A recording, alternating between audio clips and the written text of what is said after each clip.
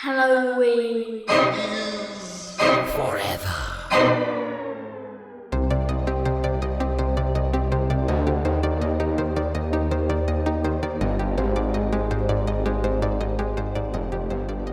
Hey, good evening. Good winter's eve to you, gentlemen. Why was E the only letter in the alphabet to get a Christmas present? I don't know, Brian. Why was he the only one to get a present? Because all the rest of the letters were naughty.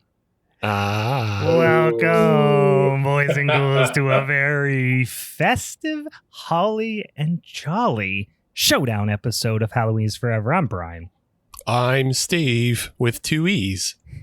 Yeah, you are. Hey, guys, who's that stranger walking up the snowy driveway carrying a Christmas tree over his shoulder? Who's that handsome boy coming up the lane? Is that Brandon Getz? Is that our guest this month? How's it going, guys? Nice to be back. Yeah, Hello. Thanks for joining us. Thanks for returning to the old podcast. It's been a while. I was trying to remember because like I said, it really genuinely has been a while. What did we talk about on last time you were on the show? I'm trying to remember. The Wolf of Snow Hollow. Oh, that's right. That's a good movie. That's a good winter movie as It well. was. I need to get Yeah. back there and watch that son of a bitch as well. Yeah, because we were talking about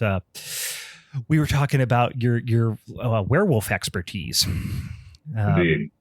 So, for those of you who didn't listen to that episode, first of all, what the fuck are you doing? Where you been? That's a classic, guys. Go back in the archives, check it out. Brandon Getz, friend of the show, second time guest here. Well, let me see if I get author, a horror nerd, just general movie nerd. I would say, right? Is that fair to say? I think that's fair to say. I would say a pretty strong connoisseur of all things nostalgic as well on the internet. Probably, yeah. Yeah. And because I will absolutely forget if I don't say so right now, and we'll repeat it later on. Go check out Brandon's books, especially. Well, speaking of werewolves, last time we were on here, I think we were talking about Lars Breaksface, Werewolf in Space, which was a lot of fun. But now I think, it was last year, right? You came out with Stop Me If You Heard this one before. Yep. Yeah, And it's which not, I freaking totally loved. a horror thing, but it's got a couple of horror adjacent stories in there. So Would it be safe to say weird fiction? Would that be what you call something like that? I don't know what else to call it. It's fucking weird. It's weird and it's fucking fantastic, and I absolutely love Thanks, it. man. So go check that out, and on the Instagrams and the Twitters and all that sort of thing. You're at least on Instagram, you're Paperback Writer BG, right? Yes. Yeah. So go check him out and go buy that freaking book, and we'll talk about it a little bit as we go on here, and we'll remind you at the end of the show. But I absolutely loved it. I think we actually even talked about it on the show a little bit. Probably. In any case, thank you. Welcome for joining us for this here a little bit later than expected Showdown episode for December. This is our Secret Satan Showdown episode, yins guys. We're going to be talking about 3 spooky oogie Christmas movies. We talk about it a lot. It's fastly becoming my favorite genre. One of my favorite genres of horror movies is Christmas horror. What's your take on Christmas horror, Brandon? Is that something you dabble in pretty regularly, or is it? I know some people are a little bit adverse to it. And I've always loved it. For the past several years, I found myself trying to dig up the Christmas horror and make sure I was abreast of all that was going on. Now it seems like it's really in vogue, and there are new Christmas horror things coming out every year. There are multiple ones this year, I know.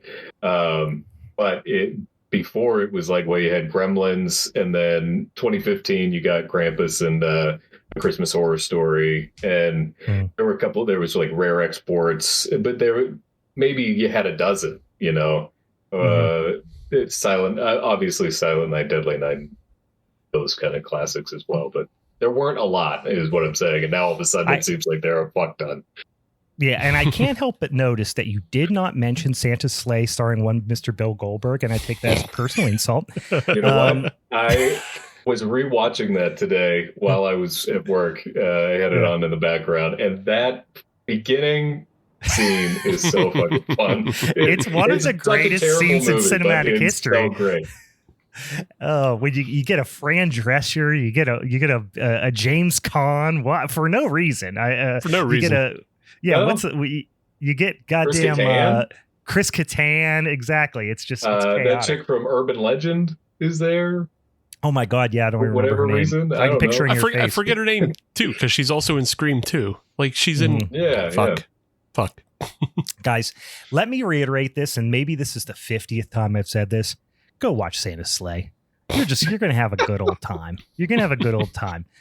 All right, but unfortunately, we're not here to talk about Santa's Sleigh. We already did that. We gave it its whole damn episode one time. We're going to talk about 3 other Christmas horror movies here in a hot sec, but a couple of things we got to do at the top of the show. First of all, if you haven't already, go check us out on the social medias. It's at Halloween's Forever or whatever, something similar to that. If you type it in on whatever social media platform, you'll find us on there. It's a little damn pixelated pumpkin guy. As always, if you give us a rate and review, give us 5 stars, say something nice on there, send us a DM in them social medias. I'll send you some fucking stickers in the mail, guys. I've done it before. I'll do it again. So if you want some stickers, do that. Also, we'll breeze through this. We usually talk about a lot on the top of the show and where we're at in this journey that's going to ultimately result in, I would imagine, the end of my life, which is our Patreon. And go to patreon.com/Halloween is Forever. You could support us over there. And one of the things we do is we have a little Patreon exclusive podcast. It's called Family is Forever. And Steve's making me watch all the fucking Fast and Furious movies. Oh, yeah. And it sucks so bad. The show's fun. I like talking about it, but Steve and I were just on here early, talking about planning out the rest of the month. And he was like, we do got to do Fast 6, right? You know that, right? And I was just like, I just took the fucking wind out of my sails. It's such a emotional drain on me. And if you rip the Band-Aid off now, you get to enjoy Christmas later. It's a psyop is what it is, guys. In any case, we're not going to spend too much time on that. Listen to the other podcasts. We'll talk about all that shit because we got some fucking business we got to take care of. First of all, has everybody got beers? Any beverages that you want to share? I'm sipping on one. I got one. Ooh. Brandon, why don't you kick us off? You got a festive boy over there. That's right. Since we're talking about Christmas horror, I wanted to have a festive beer, so I got my annual 6-pack of Mad Elf from Trogs. Mm-hmm. And I've been waiting until the beer shout out to take the first sip of the year. Ooh. I've not had one yet, so. Let's all watch Brandon's face. Oh, the satisfaction. The satisfaction. I actually don't really like very many holiday beers, but I think this one is just fantastic. It's so good. Yeah, they do a nice job. I don't know if Trogs makes a bad beer. They're good at making beers up over there. It's rare. Yes, Steve, what do you got? So I was, you were pretty upset last week with me drinking birthday cake sour. Yeah, because you're a monster. Yeah. So it was a birthday cake sour, Brandon. That's the right reaction that you just gave right there, which is just, oh Christ. Yeah. So you were upset about that. So I figure I'll bring you back. I'll do something nice. From Hop Farm, I have Dude, Where's My Car Keys? And it's a simple 4.8% Schwarzbier. Oh, it's a Schwarzbier. It's a Schwarzbier. Oh, yeah, it's a Schwarzbier. Yeah. It's a nice little roasty guy. Nothing too much, extreme in one direction or the other. Easy drinking. Just the slightest hint of molasses. It's just a little nice dark warm beer for the winter season here. I would celebrate your progression, but I know that you're going to backslide. Oh, yeah. And you're going to go right back into drinking, fucking gummy worm fart sour slushy bullshit. Oh, you don't got to worry about that, big dog. I got a Southern Tier creme brulee sitting in the fridge, waiting. That is brownie batter in a goddamn bottle. That beer. At least it's not birthday cake sour, because those are two things that should never happen together. There are two wolves inside of me. One of them has, I have a Cinderland's Little Cinder, which is like their lime lager. And then the other side is I have creme brulee in the same fridge. There are two wolves inside of my fridge. I was going to say one of them, two wolves inside of me. One is a garbage monster and one is a slightly more disgusting garbage monster. Oh man! All right. Well, I'm quite predictable here. I'm drinking. Not only am I drinking the same a beer from the same brewery that I did last time around. I'm drinking a beer that I think I've drank on the show before. So I'm drinking Deutschtown Pils from our lovely friends over at Burgers Brewing. Yeah, I don't know that you have actually, but maybe. Really, I never did Deutschtown Pils. I know I did Cultivar. I know I did the Thespian in the last episode. Yeah. In any case, this is probably the one of theirs I drink the most, besides maybe Cultivar. And this is their German Pils. And it's just like real floral, perfumey, like sharp, nice biting bitterness, crisp, nice little grainy finish for that Barca Pils. And it's just a tasty ass beer. You can cram a whole bunch of them down your gullet, and they keep your attention, but they don't become burdensome, which is kind of what I like in a beer. I like to drink beer in quantity, boys and ghouls, for what that's worth. So that's what I'm getting into this fine winter's eve. We do have one other order of business we got to get into at the top of the show here before we talk about the Sumbitchin' movies. We got to spin that Sumbitchin' wheel, guys, for January. Because we're a week late with our Showdown episode for December, we're already spinning that motherfucking wheel for January. So for those of you, as Steve gets the wheel up there, I'll explain.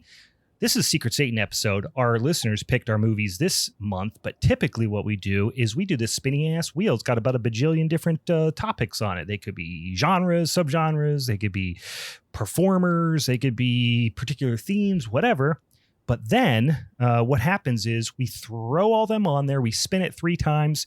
We put those 3 choices out on the social medias, and then our friends and listeners and social media followers will help us pick one of those by voting on a poll. And then we each pick a movie associated with that that topic. And then that's what we submit and argue about and powerbomb and jackknife each other regarding on our Showdown episode. So, Steve, why don't you spin that fucking wheel? See what that nasty bugger's got for us for January.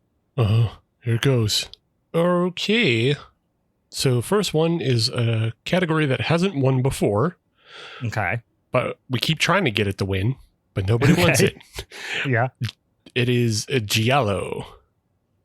Yeah, Giallo has been on there a couple times, and I don't know. Hey, new year, new fear, you know what I'm saying? So maybe we will get Giallo on there for January, but probably not. So probably not.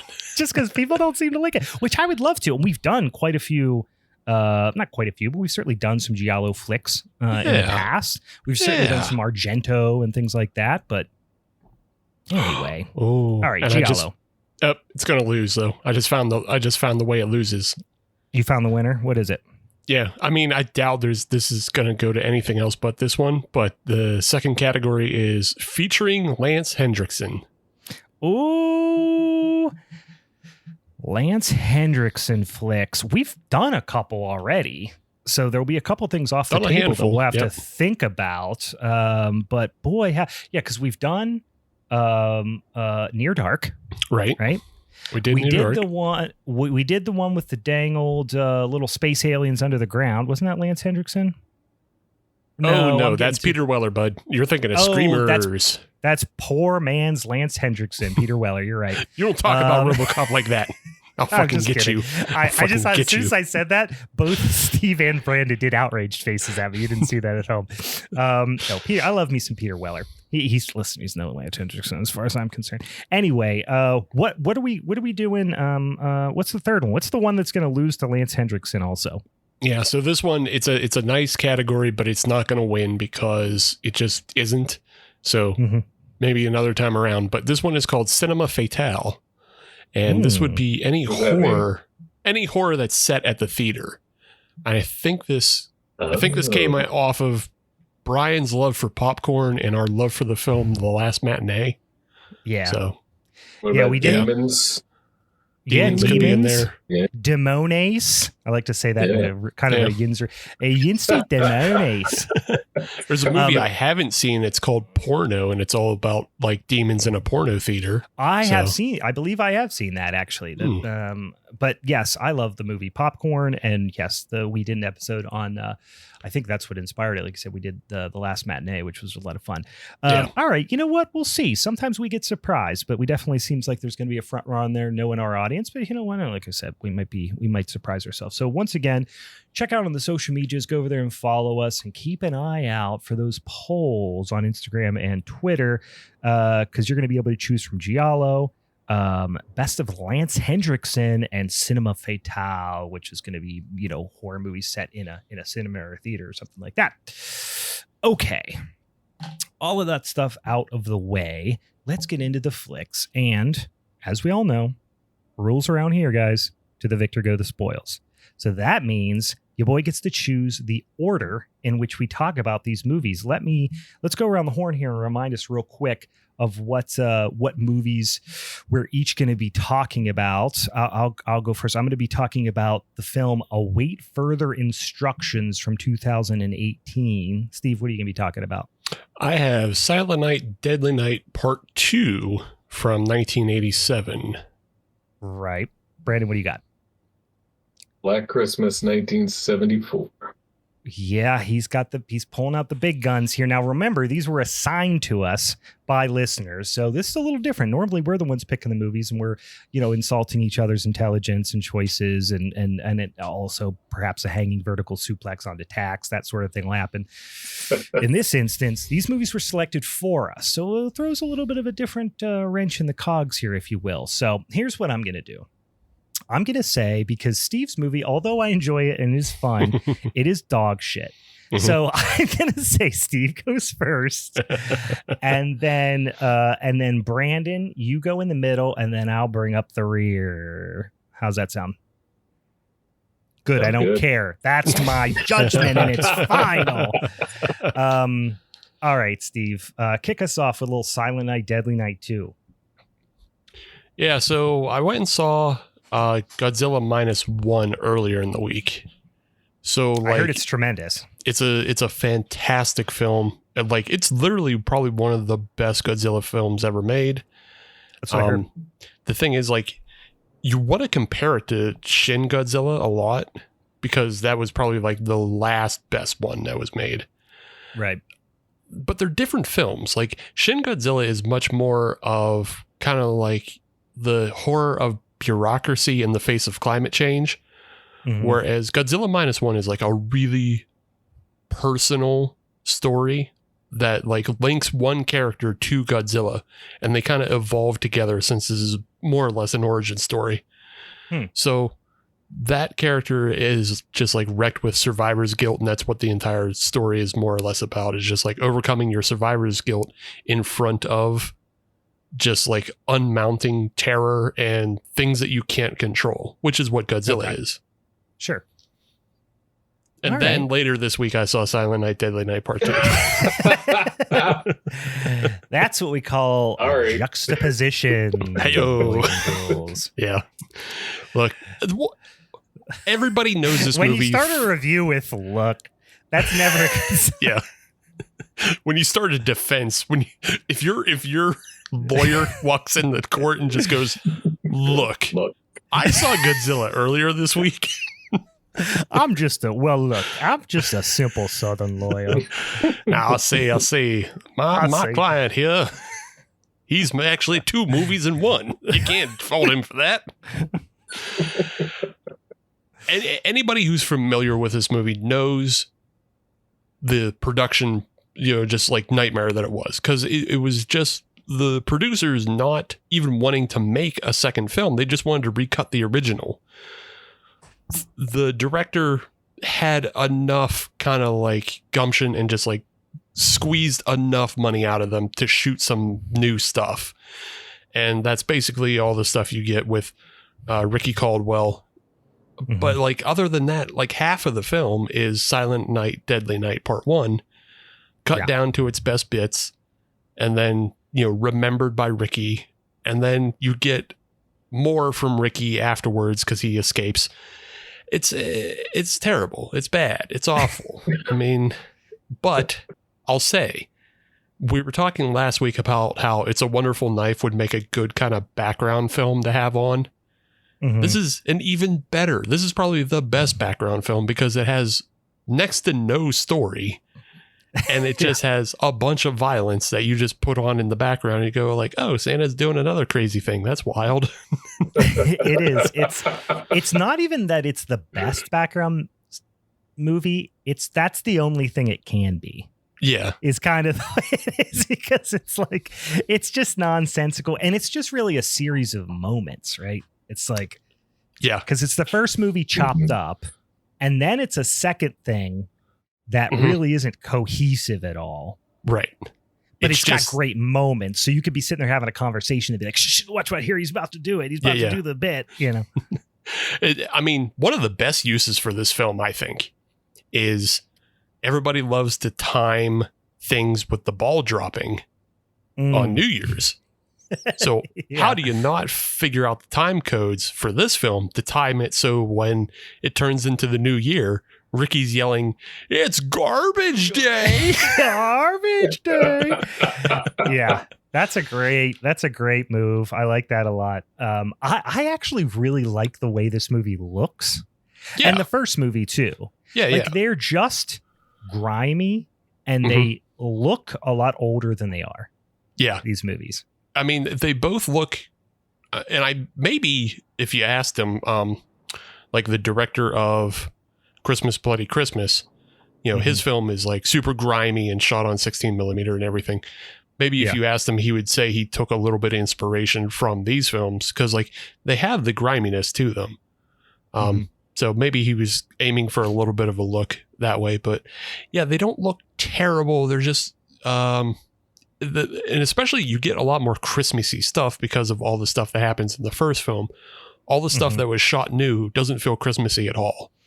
No, not even a little bit. You know, save for the final, 10 minutes of like him, chasing the nun down and killing her. That's a little Christmassy. That's about it. He doesn't even put that Santa suit on until you're an hour and 15 minutes in, and it's an 88-minute movie. Right. Yeah, you are in the last minutes of the movie. But I mean, I'll be honest with you. When Ricky is on screen, I'm watching. Oh, he's compelling. Yeah, he's compelling. He's chewing the most scenery as a middle of the road actor. Like he's not a good actor. Middle but of the road is the most generous thing I've ever heard in my life. That was nice of you to say that. Yeah, I was going to say at all. Not even bottom of the barrel.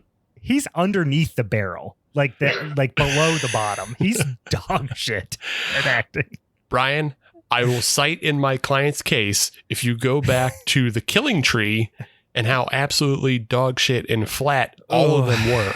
The one thing you can say about the actor, Eric Freeman, is he's never flat. He's always trying. He is never flat. He is a menace. What he is. Yes. He's a menace. Yes. Yeah. He's a menace. He always has some like bit of business he's doing. Like whether like when it's the simplest thing of the psychiatrist changing over the tape in his recorder, and he's just like, "New tape, huh?" And he's just like he does every scene. You give this fucking guy a cigarette, he'll give you 20 minutes of gold. Yes, a cigarette and a lighter, and he becomes terribly threatening. So like, I've never seen someone smoke in a more menacing way. It's chaotic.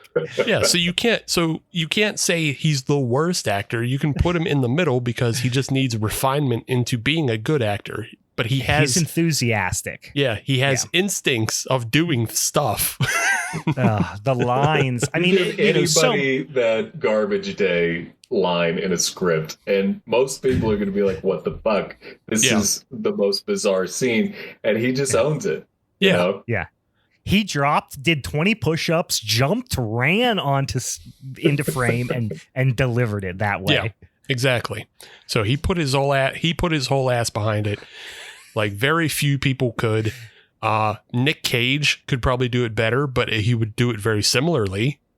Yeah, you're right. I was going to say Nick Cage was born to play this role, and he would have, it would have been.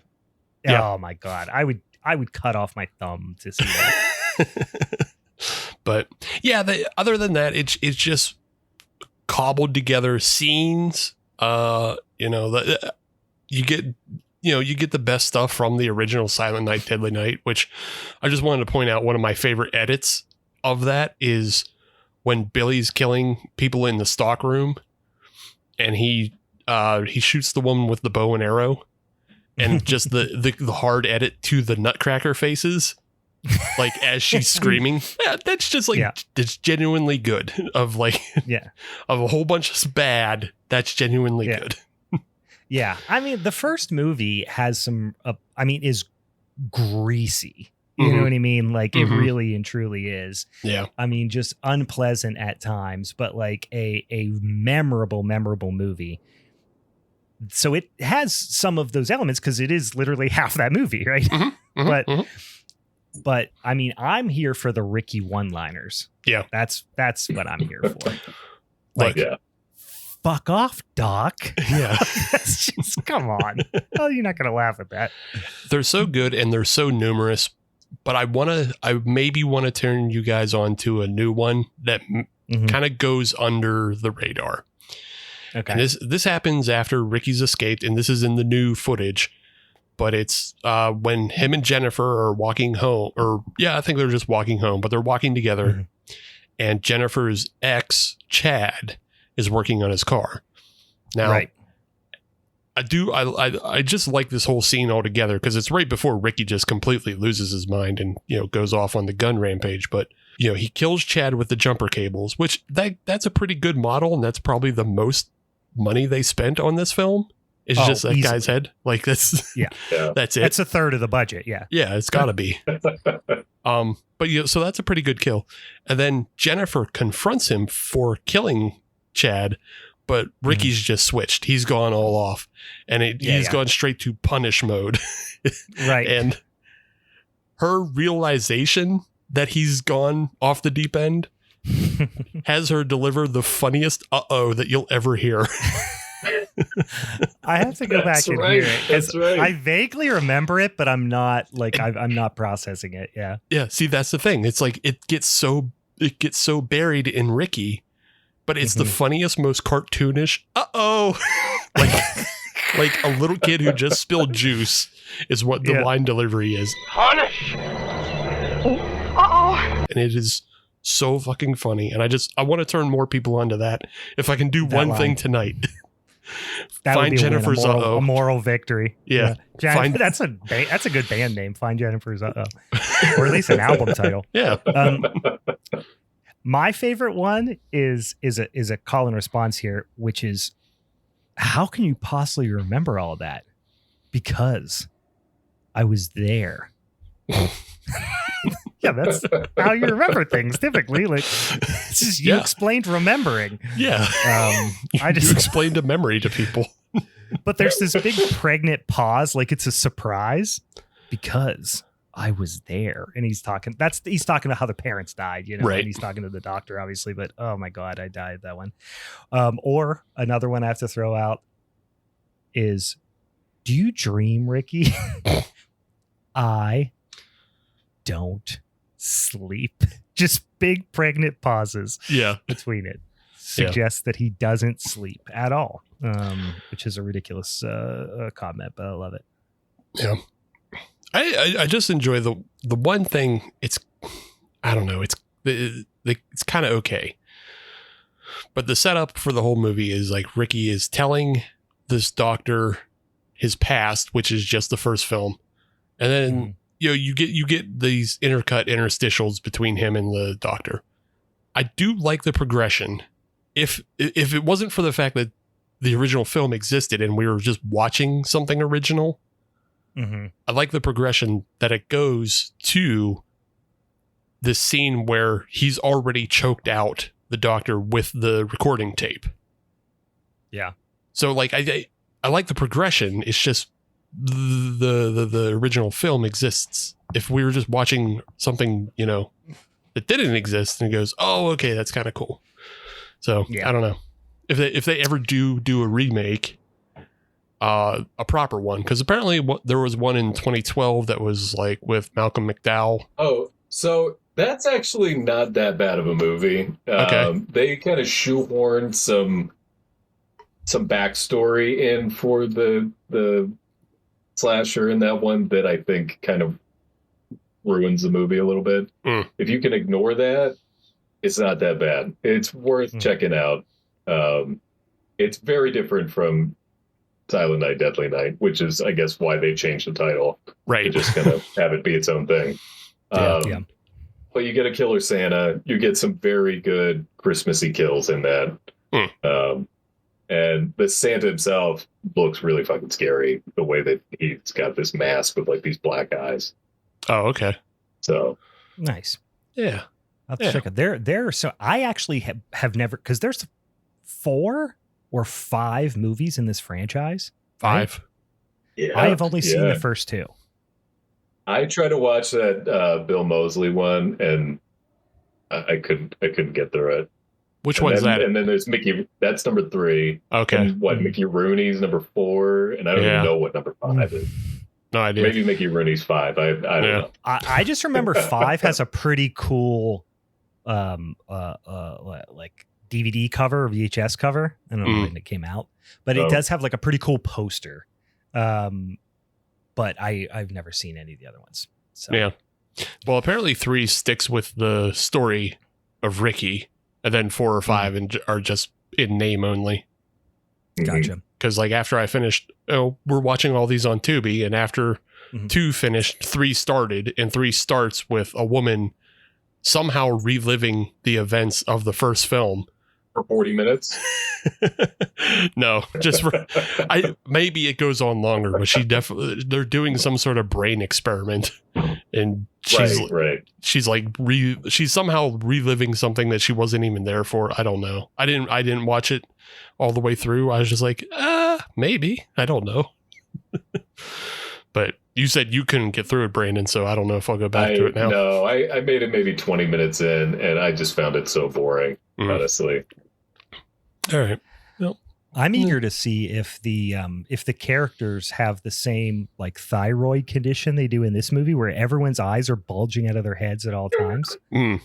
Like between the doctor and Ricky, it looks like someone's eye's going to pop out of the socket like during their conversations. See, I would think Ricky is actually on some sort of experimental steroid, considering how super strong him and his brother are, because his brother is able to hang somebody by Christmas lights and hold them up with one arm, and Ricky's able to hold them up. Yeah, and Ricky's able to put an umbrella right through somebody and hold them up on the umbrella. So, I just think these boys are, country yoked. These are just some damn old corn-fed murderers. They have. This was both of those instances remind me of the moment that I realized no other Halloween movie was actually going to be as good as the first one, because I was obsessed with the first one when I was a kid, and then when I finally saw the second one, and Michael Myers is holding a nurse up one-armed by a scalpel, and I went, wait a second. This is not as good, but it's the second. It's more. It should be better. And my 9-year-old brain was like, how is this not good? But we get plenty of that in this. And it really is. There is some Michael Myers-esque elements, to this movie and the way they portray Ricky, for sure, except for I guess the obvious difference is that Ricky never shuts the fuck up. Right. Even though he's like a tough guy, he's like, I ain't going to tell you nothing, Doc. Yeah. And he just spills the beans to him about everything for the next 40 fucking minutes. Yeah. Yeah. Just busies himself. He's just doing busy work. Yeah. Till he figures out how to strangle him. Yeah. I don't know. What else is there to say? Fucking Ricky gets out and he gets revenge on the nun that was mean to him and his brother in the first film. He fucking harasses a nun in her home while she's all burned up on her face and shit, and hits her with an axe and cuts her head off and scares some other nun. Yeah. So I don't want to do your job for you, and I certainly don't want to defend this movie in any way, but I did think it was a grave injustice that nun got to live in that first movie, and it was kind of satisfying to see her get what she deserved in this one. Yeah. Yeah. Yeah. I agree. If you're going to write, if you're going to write something new, at least have like something complete, and it does tie back to the first film. Because I mean, all the stuff with Jennifer and Chad and the guys in the theater, that doesn't have shit to do with shit. It's just like Ricky's like awakening of like, you know, his Punisher mode. Yeah, his punish mode. And that's another kind of great reaction from Ricky in the theater when she finally like he's fixated on the trailer, and the trailer is going on and is like, chaos in this world, and this world is full of chaos and violence. And he's like, hell yeah, dude, I'm into this movie. But then he doesn't know what movie they're watching. He's just into the trailer, and then he's like, well, what's this movie about? And she's like, oh, it's a Santa sleigh killer. And he's like, oh, just like his reaction is so completely shocked. What? There's a lot of confusing reactions, and he is just, I mean, he's just taking direction and trying his best. Mm-hmm. But you can, it's funny because he emotes, he's like super, like he's really projecting to the back of the theater kind of performance. Yeah. But the one thing that betrays him are his eyes. Yeah. His eyes are like his body language, his mannerisms, his language, everything is like, I'm all in. But his eyes are going, what the fuck am I doing right now? Yeah. Every scene, you know what I mean?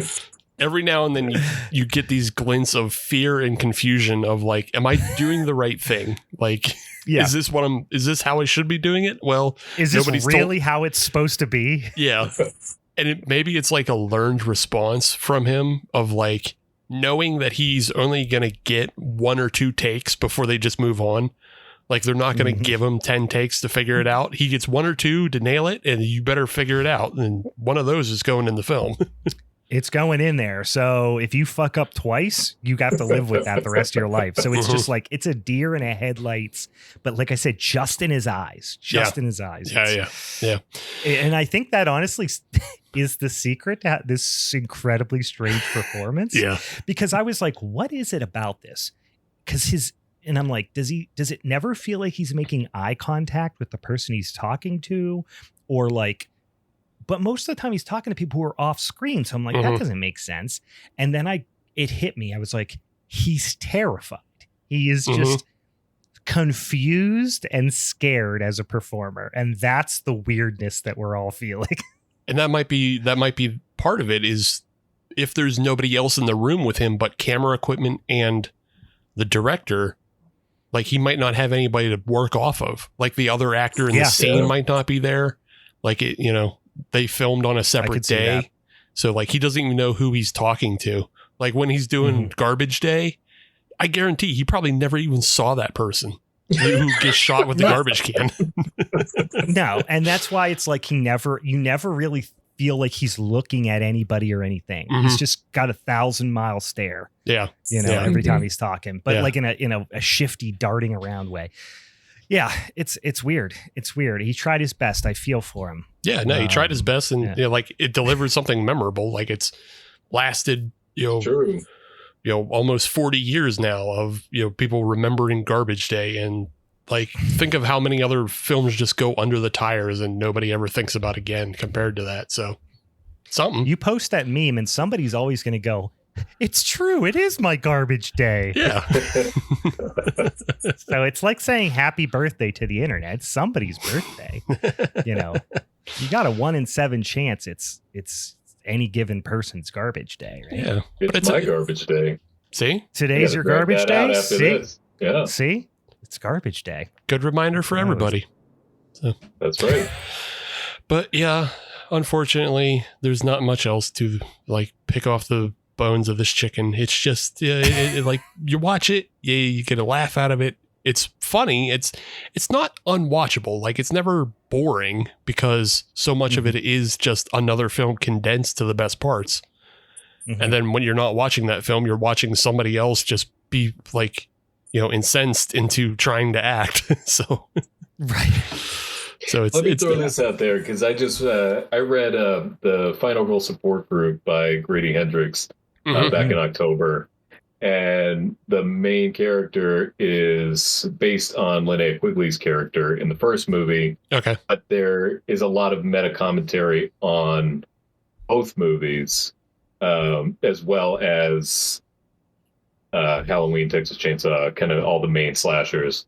So if you are a big fan of this movie and its predecessor, you might get a kick out of that book. Oh, that's cool. The Final Girl Support Group. Oh, cool. Yeah, I read the his My Best Friend's Exorcism earlier this year. Oh yeah, which they made a movie, right? Yeah. Yeah. I think so. I haven't seen it, but I thought we did it. I'm pretty sure we did it on the show, did we not? Did we? I don't think remember we a did. movie that tied around with the book that much.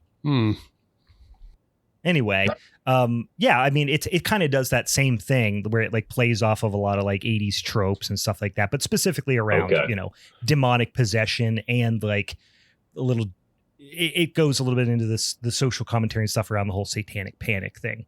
Oh, sorry. My bad. My confusion. I was thinking about the movie Sorry About the Demon. Oh, yeah. Which just kind of also could have had the title My Best Friend's Exorcism. Sounds, yes, it very easily could have been that movie. Yeah. But, my one final note is there's a little bit of Ricky in that character from the Slashing, the final beginning. If you remember that movie at all. I remember the title. Why can't I remember what the movie was about? It's about the Baghead killer who just kills all those insufferable New York City people. Oh, yeah. Yeah, it's a comedy. But there's the one character in that who has like the super dark backstory of people always dying on Christmas around her. And like she killed her parents, and then they're like, they never found the killer. And then she killed everybody at the orphanage, and they never found the killer. And it's always she's always the killer. Yeah. I forgot about that movie. That movie was fun. Yeah. Wasn't that the one where they had the art studio and they just kept spinning in circles? That was a really fun shot too. Yeah. I thought you were gonna say when you started that point, I thought you were gonna say, and my last comment is, there's a little bit of Ricky in all of us. Like that just sounded like you were going to deliver like an after school special, like wrap up line. No. The real Ricky was the friends we made along the way. No. I mean, we all have garbage day, and we all, feel the need to punish sometimes, but don't. Yeah. Just try to remember when you're trying to, remember to be empathetic. You don't know. It could be that person's garbage day. That's right. Just remember that. Yeah. Everybody could be going through garbage day and you wouldn't know. You wouldn't even know. Punish. Okay, Brandon, do you want to jump into your flick? Yeah, I do. Obviously I have it the easiest. So, sorry, guys.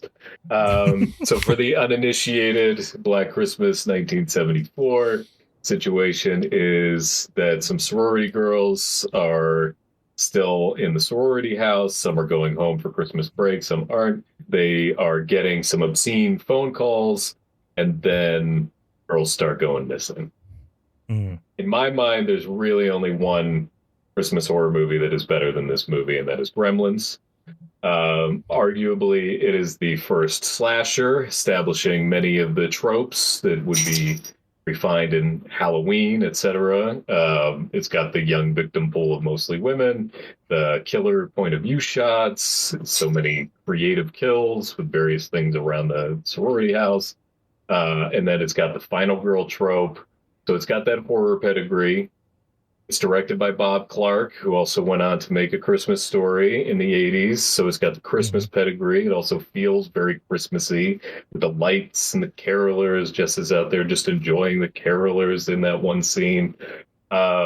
It's not a cheap exploitation film that it very easily could have been in the 70s. The cinematography is very artfully done. It's got some beautiful shots. The story. Yeah, I actually itself, Yeah, I not to jump in, but it's the first time I've seen this movie probably 4 times, like maybe 3 or 4 times prior to this. And this is the first time, I looked at it through a little bit more, critical eye. And that's the one thing I noticed this time around, is how well this movie's shot.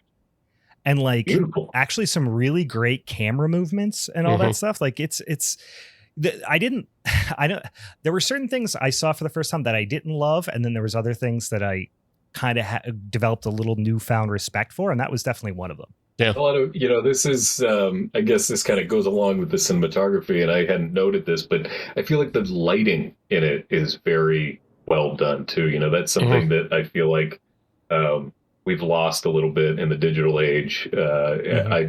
People have probably seen the comparison between the Halloween Ends shot with Jamie Lee Curtis and Michael Myers in the background versus a similar shot in 1978, and the lighting that you can see the between those two shots has really fallen apart, and that's something that you see in this movie too. Like, there's really attention to how they're going to light the shot, especially in those scenes where you're really only seeing the silhouette of the killer. And that kind of adds to the beauty of what you're seeing on the screen. Yeah. Just to add to that, like, a lot of these films, especially in the 70s, use predominantly, not even predominantly, but they make use of natural lighting. So like, I'm thinking one of the specific shots in this film is we're inside the attic. We're looking at Claire as her, face has been covered with a bag, and it looks out the window onto the street as, like, I think some of the other girls are leaving the house for the day. So, like, you're getting predominantly natural light coming in on that, and they're just letting it, they're letting everything exist as is, where, so many of the films today are just on a sound stage with a green screen, and they control everything, but also they control nothing, because there's nothing for them to bounce light off of. There's nothing for reflections. Everything is done in this flat manner so they can easier mix background elements that aren't there when they put them in later. Right. So it's just, it's a sad, tired, like, way of doing film. But I think a lot of independent film still doesn't do that. Independent film still does. That's true. So it's just in that. I mean, you mentioned Christmas, Bloody Christmas, and how kind of like how much of a throwback that feels like in a lot of ways. And that's one of the things I noticed watching that too. Even the lighting in that is not the same as you would get from Halloween Ends. Right? Not at all. That's so bathed in neon, like to a gross point. But even like, it's insane, but it's cool. But even like the on the street shots of that film are like, there's a lot of natural light, and then they just put up lights, down the town, and you're using these crazy neon Christmas lights to kind of light the path for the characters. So that's a great scene. But obviously this film has just, that the pedigree, it is the pedigree for A Christmas Story, of like Bob Clark, just really understanding how to shoot for Christmas, even though I'll say most of what this film's story revolves around doesn't revolve around Christmas. It's not it happens at Christmas. No, it doesn't really play into it. Yeah. It doesn't, despite the, there's plenty of Christmas imagery, it really doesn't play into the story too much at all, which, listen, as a Christmas horror movie, I gotta ding it. It doesn't have anything to damn do with Christmas. But the atmosphere is there. The atmosphere is there. And there's Christmas music, although there is not much of a sound, like there's not much of a score, weirdly enough, to this movie. Like a lot of it is silent, which I don't know if I would like prefer it. I mean, because it does add to a degree of like realism, I guess. Yeah. But I wonder if I would like it more with. I honestly don't know. I like it as is, because then it makes, like, the sound design when it does happen is really meaty and just forward. So like, I like the silence to when you get like either a sound effect, can like really break the silence, or sometimes it's just like the what's become now common, like straining of strings. both of those things just break the silence. And so like, I think it's a really effective use that way. Like, I don't think I completely agree, but also the phone ringing, like the phone ringing is such a big part of the terror. And so when you have that silence and then all of a sudden it's broken by that old telephone ring, it jolts you. Yeah. So yeah, I think the soundtrack being more stripped down is better. I like it that way. The one thing I noticed this time as well, that I don't know if I did like is I didn't remember how many off-screen kills there are. There's almost all, with the exception of probably the most iconic kill, or a couple of the most iconic kills, most of the kills are off-screen. And it's not that I am like, show me all the guts and stuff like that, but it's like there's a couple of them that that you're just like, what are we doing here? You know what I mean? Like it just made it feel a little cheaper, a little lower budget, which is fine. You know what I mean? Like this isn't a, blood and guts kind of gory movie, but I guess if you would have asked me before this watch how many off-screen kills it had, I would have been like, oh, maybe there's one. I can't really remember, but it's like, no, I think the majority of the kills are off-screen or partially off-screen. Yeah. Which you can't like, you may be feeling the need to say, oh, hey, but Bob Clark, wasn't really doing that. But the thing is, he was, because he had done Children Shouldn't Play with Dead Things. So yeah, which was like a gory zombie movie, not gory by like what 70s, early 70s. Yeah. But yeah, it was a freaking zombie movie. Yeah. So, he knows what he should have been doing. You could have put a little extra in there. Yeah, I mean, I think he was definitely trying to go a little bit more Giallo influence as opposed to like Romero influence. Maybe it feels a little bit more Argento than it does Romero. And maybe that's why he thought it needed to be, and even down to the like, and now this was just the 70s, so you don't know if this was on purpose or not, but like the bright red giallo-y blood, you know what I mean? And like the way certain things are shot where it's like frame it and then fast zoom, you know what I mean? Like the one of the end scenes when, they have Jess down in the basement and she had beat the boyfriend to death and he's laying on her lap kind of thing. And they do that like, dun, dun, zoom kind of thing. Yeah. Felt very giallo-y. Yeah. I mean, it feels like, it does feel like an early kind of take on giallo, especially because you never see the killer. You see a lot of POV from the killer. The heavy breathing is very giallo. So like, because I mean, that's what you open the film with is just disgusting heavy breathing, climbing in a window. Like that's great. But it's also, it's very giallo. We're not going to reveal things. So, and at this point, like we're saying, you got to remember in context, it is 1974. So he doesn't have much other, like he doesn't have anything competing against him aside from like Mario Bava, and Argento doing whatever they're doing. American audiences don't have, that kind of framework that they could compare this to something else like we do now. Yeah. Texas Chainsaw, I guess, but this would have been being made but simultaneously. It does come out, and how many people had seen it at that point? That wouldn't have been like it didn't establish the genre necessarily at the time, right? They would have been made, most likely simultaneously, right? Yeah. Right. And Town That Dreaded Sundown before this? Because that was... I think that was 72, I want to say.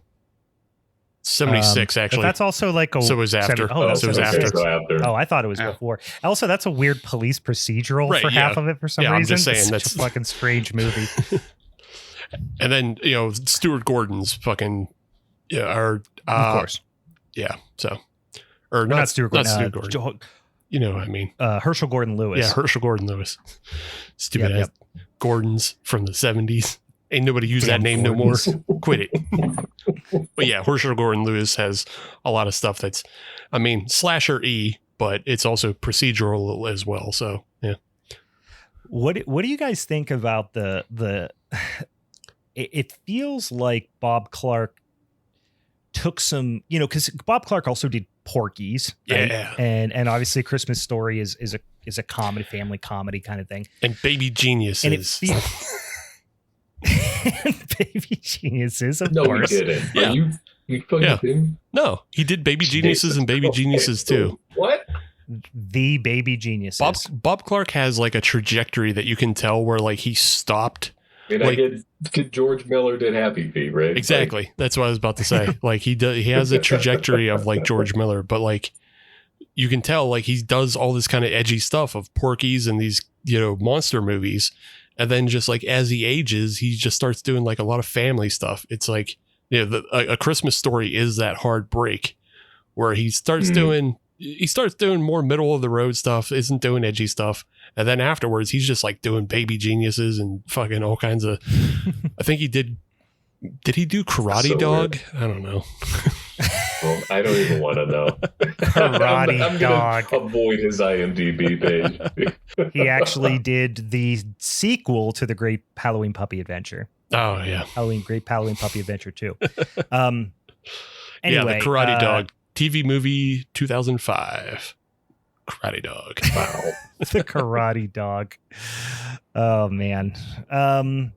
All right. Well, here we go. Actually, you know what? One thing I wanted to bring up here, I was going to mention is, and this isn't a dig. I like this movie, Mhm. but what I was getting to was when you have this movie that has like it's the voice on the phone is so fucking creepy, Mhm. right? There's some pretty nasty scenes, obviously pretty disturbing shot they keep going back to with the plastic bag over the murdered girl and all this stuff. It feels like a lot of the humor was shoehorned in pretty hard to the point where, and I like give me some levity in this type of movie, but like, I'll give you my main example. The dad who comes to find his murdered daughter. We as an audience know that his daughter has been brutally murdered. Yes. But they make him like a dang old silly goose, Mhm. uptight, school marm type of character. He is And then he is the boss coming over for I Dream of Jeannie dinner. 100%. He's coming through the door of like, oh no, there's a whole bunch of hijinks in the kitchen. We can't let him see it. Yeah, that's exactly what's going on. He's the uptight boss, the uptight, business. But he's been in this instance, he's the father of a murdered daughter. Right. Which is like a little bit of a weird juxtaposition. And then you have the whole kind of little like weird, almost buddy comedy-ish type of thing with him and the house mother, right? The alcoholic, foul-mouthed house mother who's trying to cover up all the naked pictures. Yeah, and it's all funny and it's good, and even the stuff that doesn't include them, like the bit about fellatio, the call sign fellatio. And I mean, Margot Kidder's character is also very funny. Yeah. Oh, she's great. Barb's great. I have a hard time believing that she's in college though. I think she's just like a lost barfly. She got. It does feel like that. She got too many jokes and experience. She's a fourth year senior, Okay, she's someone's dad's girlfriend. She's a Van hanging Wilder. around. Yeah, really. Anyway, it just feels jarring when you're like, who's this silly guy with the glasses? Oh, his daughter was murdered and he doesn't know it. Mhm. It's a weird juxtaposition is all I'm saying, I guess. Yeah, no, it is weird how like this film is like the opposite of Halloween in a lot of ways. And it has kind of this meanderingness about it because in Halloween, Michael Myers is stalking. He's actively stalking Laurie as well as her friends. The killer in this film isn't stalking. He exists in the attic as like a trap or a wild animal. And like once you discover it, he springs himself on you.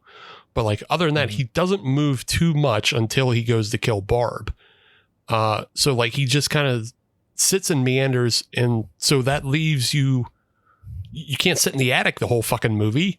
So you gotta just gotta follow all these kind of side stories of the Barney Fife police sergeant, and they're doing the search party for the missing girl, and so like you got all this other stuff you got to follow, and feeding children booze. Yeah, and cursing at kids.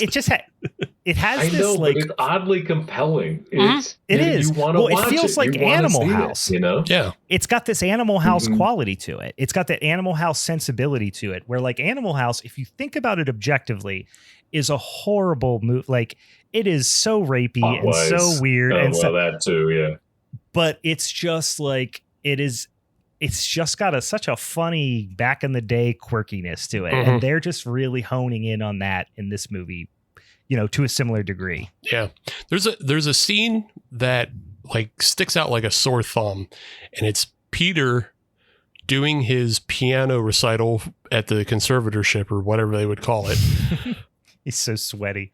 But it sticks out so much because why are we focusing on this third tertiary character? They don't even it's like in a more modern movie, they would be intercutting his piano recital with something dramatic, or, like people like searching for that kid, or they would find something intercut. But no, we just exist in this scene of him doing his little recital and like being all sweaty and crazy. And it doesn't really mean anything. It's just something you watch happen. You go, oh, okay. I guess that's a scene. I guess they were trying because they were setting him up. Obviously he is the red herring, right? Right. So exactly. I guess they were trying to set him up for like, this is one of the things that, he's been under so much pressure, he's cracking. And that's why he is, disassociating and turning into a fucking weird pig snout snorting killer. Yeah. I mean, I took it the same way, that was supposed to further cement the idea in the viewer's mind that, oh, is it Peter? Because look, he's unhinged. Mm-hmm. Yeah. I mean, it's there to do that, but like I was saying, a more modern movie would intercut it with something else.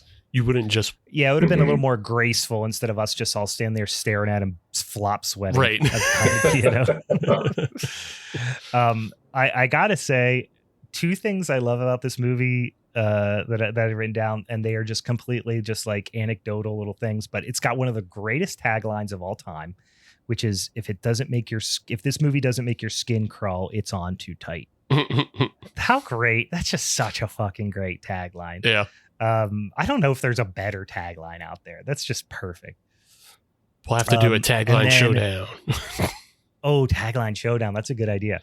That one's so good. And then Barb's line when she's getting off the phone with her mom, who's like obviously going to hang around with her boyfriend. And there's so much character development without too much explanation early in the movie. They do a really, really good job of that.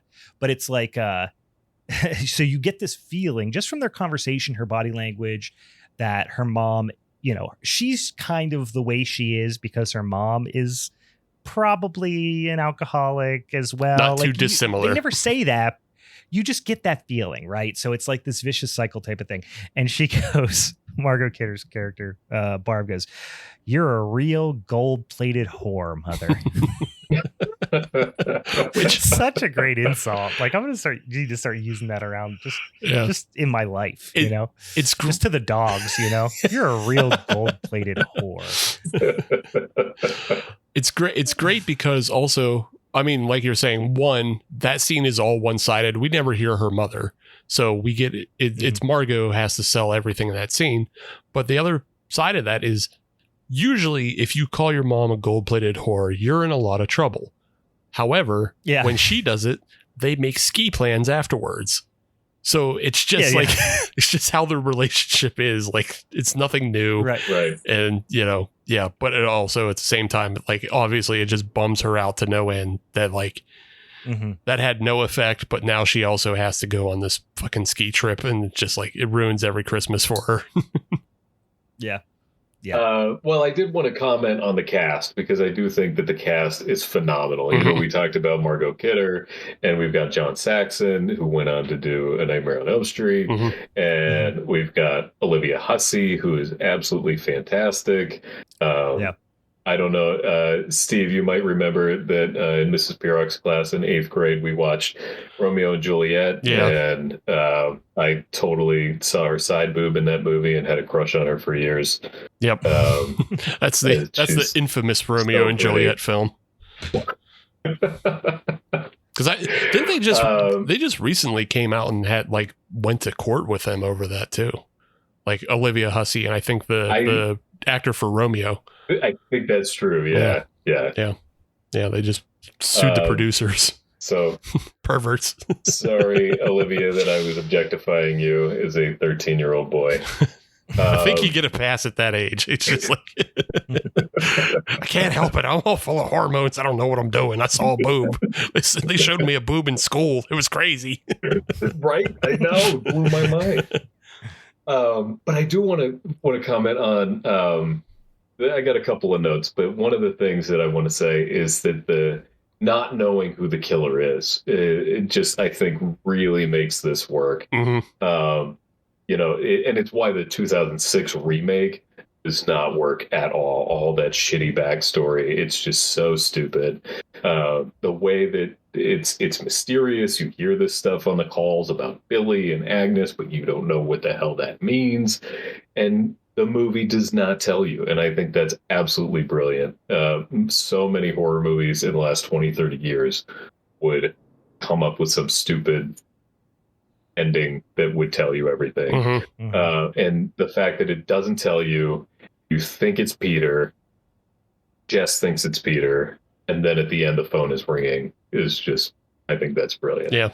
Well, and this was, I do appreciate the ambiguity too. And I know some people, especially modern viewers, really, really hate that a lot. I think a lot of people, I don't think necessarily genre nerds do, but I think the general public does tend to hate that. And that's why people are scared to do it for obvious reasons. But did you guys take, and this is the first time I read it this way, and I might be wrong, but at the end, so they leave Jess upstairs. Everyone, the murdered girl, one of the murdered girls' dad, the dorky guy, he passes out. All these things are happening, and then she just ends up getting left in the room by herself, right?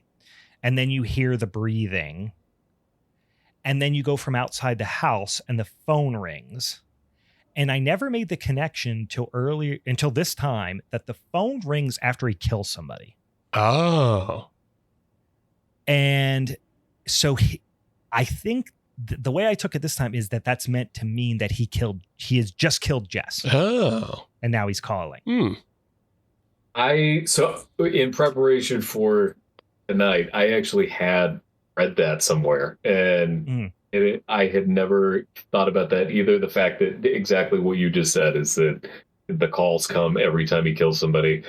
I don't want that to be true because I want Jess to survive, but it would be a pretty brilliant move to do that and not to leave it ambiguous as to whether she even survived. Yeah.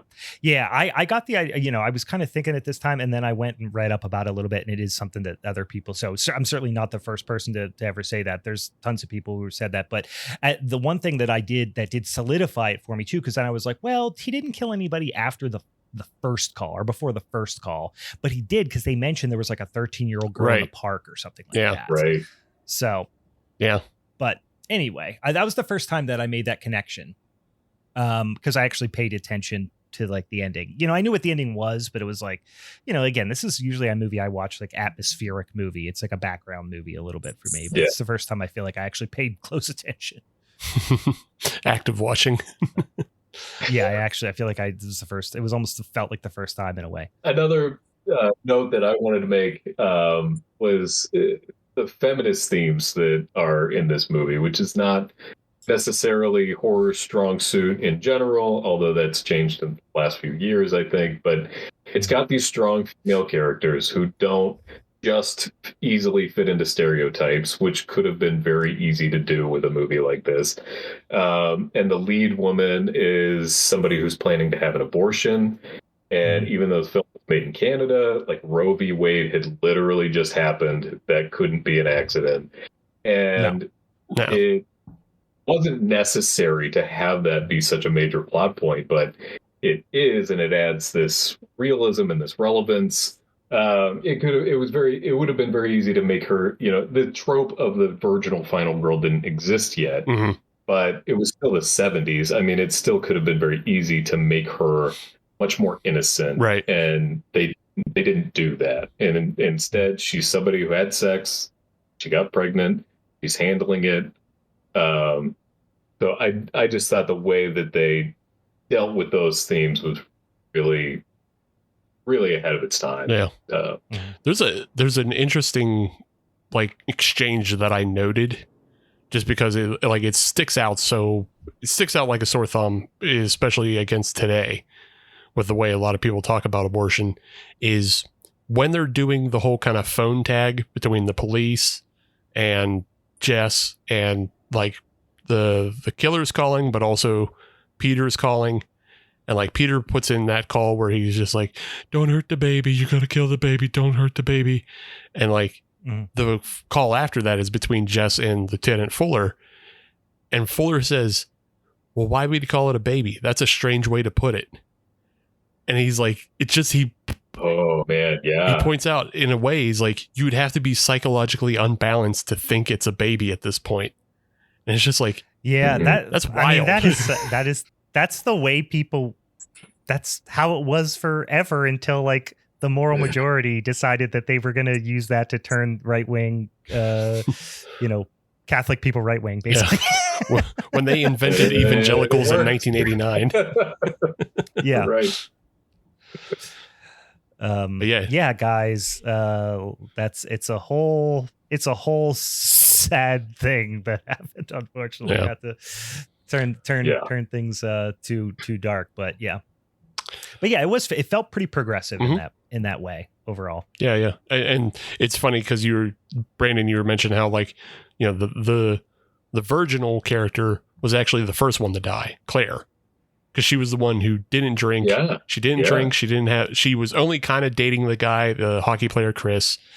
Obviously her dad was the one who's very uptight and everything. So she was the first one to go. She wasn't allowed to, subverting a trope that didn't even exist. Exactly. Yet. Yeah. Right. Yeah.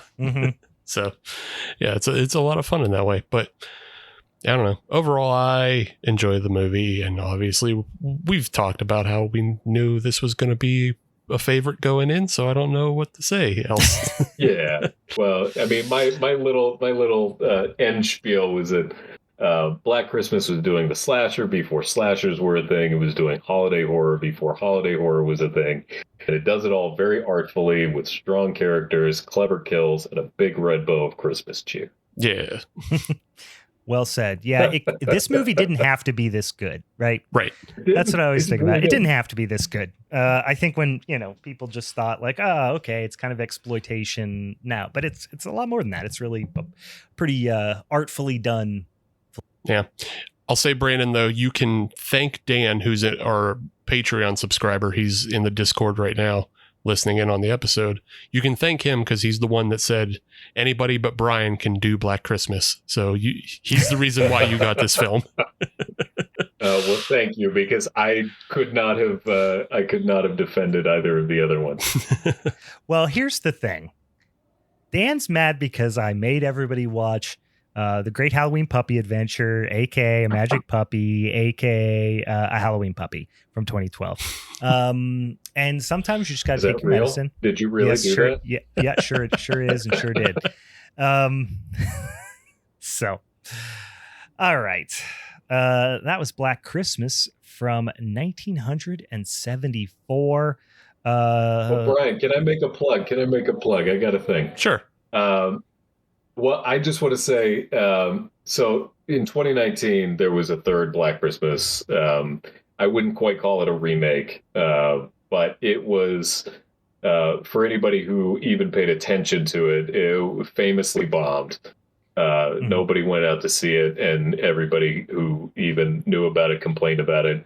But I think it's actually criminally underrated. I think it's a really solid PG-13 slasher. It's very much a, quote, woke movie, and if that's not your thing, don't watch it, because it's very intentionally doing that. But I think that Sophia Takal really draws on a lot of those feminist threads and themes that were in that original to reimagine a different of story that has a similar premise that tells a totally different thing. So, that's so I just want to say that people should check that out. I don't think it didn't deserve the ridicule or shrug that it got. 2006, don't fucking watch that movie. That movie is fucking garbage. But the 2019 was good. I've seen 2006. It was dog shit. You are, and I'm not saying this to be a smartass. You're the first person I've heard to say something good about the 2019 one, which makes me want to watch it, because I just wrote it off as just dog shit, because it's 2006 was dog shit, and people did. But you're the first person I've heard that said give it a chance, and you know what? I'm gonna give it a chance now. So I appreciate that, because I watched it twice. I watched it when it came out, and I just watched it in the last couple of weeks, and I was like, oh yeah, I really enjoy this. This is fun. It's PG-13, so it's not bloody and shit.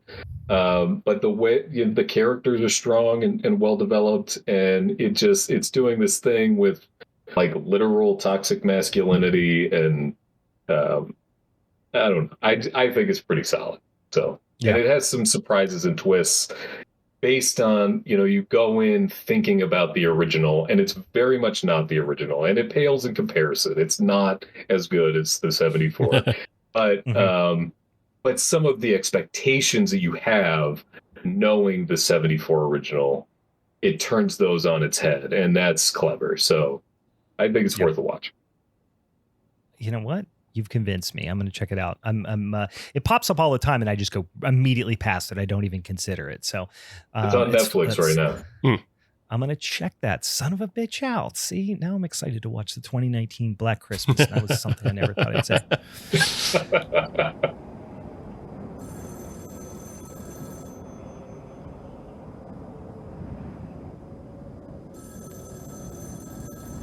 All right, so let's jump in, guys. Saving the best for last. I will say, though, listen, and I feel like we've kind of conceded at this point because we know Brandon's got the best movie. But I will tell you, I was pleasantly surprised by my movie. So was I. I will honestly say that. Yeah. I went in with very low expectations. I'd never even heard of this movie. It got pulled out randomly as a suggestion. From 2018. Feel like it would have been on my radar. It's a British production. I got to assume that's the only reason we didn't really see much of it.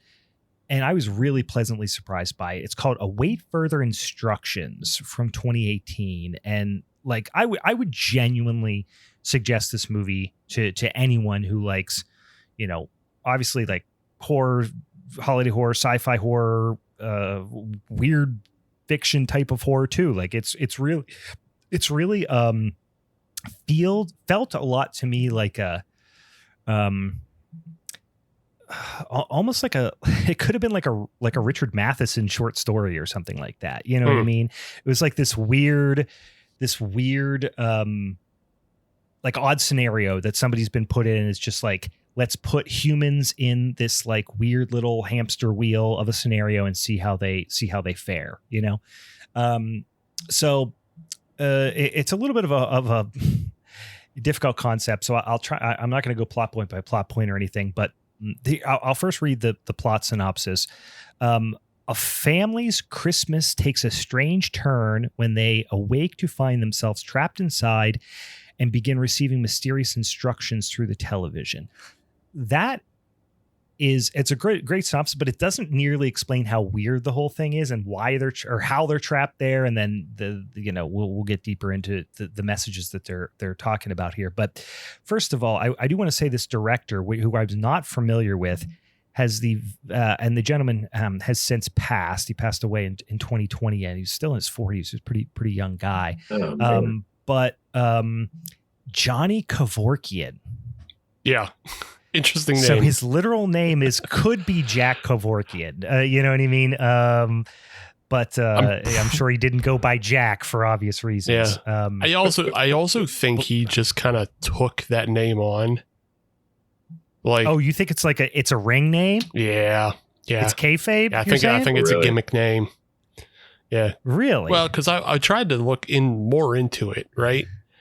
And if you go under his profile on IMDb, they say his two parents are Levon and Satnig, and that's actual Jack Kevorkian's parents, who would have been. Oh, really? Yeah. So like somebody listed on his IMDb. Maybe he didn't do it, but somebody did, listed actual Jack Kevorkian's parents. And Jack Kevorkian was born in the 20s, and this guy was born in the 70s, meaning his parents would have been like way over 50 to even have like the math don't math, my man. Unlikely. Yeah. Yeah. So I wonder if that was somebody being a smart ass or confusion or something. Right. Who knows? But quite an unfortunate name, either on purpose or not. I don't know. Don't trust the internet is basically what I'm saying, though. Yeah, that's what we've learned here. Don't trust the internet. Don't believe what you read on a screen. Yes, exactly. There's not very many, no characters here. I mean, maybe some people that you saw a couple times here and there. The only person that I immediately recognized, David Bradley, who's in a lot of things, including pretty much a number of the Harry Potter movies as Argus Filch rather. My kids, I'm reading all the Harry Potter books with them right now, so that's like very top of mind. So I literally just saw him because we like read a book, watch the movie, read a book, watch the movie, and then he's in pretty much like all the Edgar Wright movies as well. So I recognize him right away. Is he in Game of Thrones too? Yeah. Okay. Yeah, I've not seen the Game of Thrones, so I miss all the cultural references associated with that. I want to, and we've talked about this before. I can't. It's too daunting to start something that like that many seasons and that much. And it's a lot to know that it kind of ends shittily. Right. Yeah, that's the thing. It's like it took me forever to watch The Sopranos because I was like, I got too much of it, just through the zeitgeist, right? I'm with you there. I haven't watched it for the same reason. Sopranos. Yeah. In any case, so like I said, a British production starts with this family, or actually starts with a couple, Angie and Nick, and they're going to meet Nick's family. I'll cut you through some of the social horror aspects of it here, but Nick's family are all pretty much exclusively racist shitbags. Gramps, his granddad, is a real piece of work. His sister's is a goddamn monster, which we come to learn. Her D-bag husband, like he's more of just like a hapless dipshit, really, more than anything. And then you've got them. I was gonna say, like, they're all dullards, including Nick. But like, but also just specifically Kate and Granddad and Tony are also racist. So they're all dullards. Yeah. And then, Angie would have broken up with Nick after this event. That's the thing I kept thinking is like Nick just got lucky and that he's like good looking and then found like a good looking, smart, girlfriend to take him out of this nonsense. But yeah, so you're right. He's a dullard as well. They all just seem to be absolute dipshits. Their mom is kind of is one of these people that like you feel for her, you have empathy for her because she's been married to this absolute shitbag for so long and in this family, but like she's guilty by association a little bit too. She's and then an enabler. Yeah. Oh, she's an enabler for sure. And then she's just like everyone's out in the living room being racist, and she's like, "I'll make sandwiches." That's kind of her role. And then I know being racist makes my boys hungry. So they get them slurs in them. They work up a mighty appetite. mighty thing. But the dad is a real piece of shit. He's a real piece of work. We'll talk about here in a second. But they have this very awkward interactions early on, and the dad is like tries to be this like almost authoritarian type, but you learn pretty quickly that he's really trying to overcompensate because of the horrible way he was raised, and the Gramps is his father, and he has quite a hold over him psychologically. So a lot of cryptic shit starts happening in the news. There's rolling blackouts or something that you don't really know what's happening. And then, big argument breaks out. They decide they're going to leave in the morning, but in the middle of the night, or, early in the morning, like before dawn, right? And when they get up before dawn to go outside, they open the door and they realize there is this giant, I would argue almost like a cocoon type of thing, completely encompassing the house. And it looks to be made of some sort of black, fibrous, perhaps metal cord type of thing that's like covering the house, or some sort of like not perforated. What's the word I'm looking for? Corrugated almost type of plastic or black metal surface. That's it. It just, but it seems weirdly wet. I don't know. It's maybe not. I don't know. Maybe that's just me.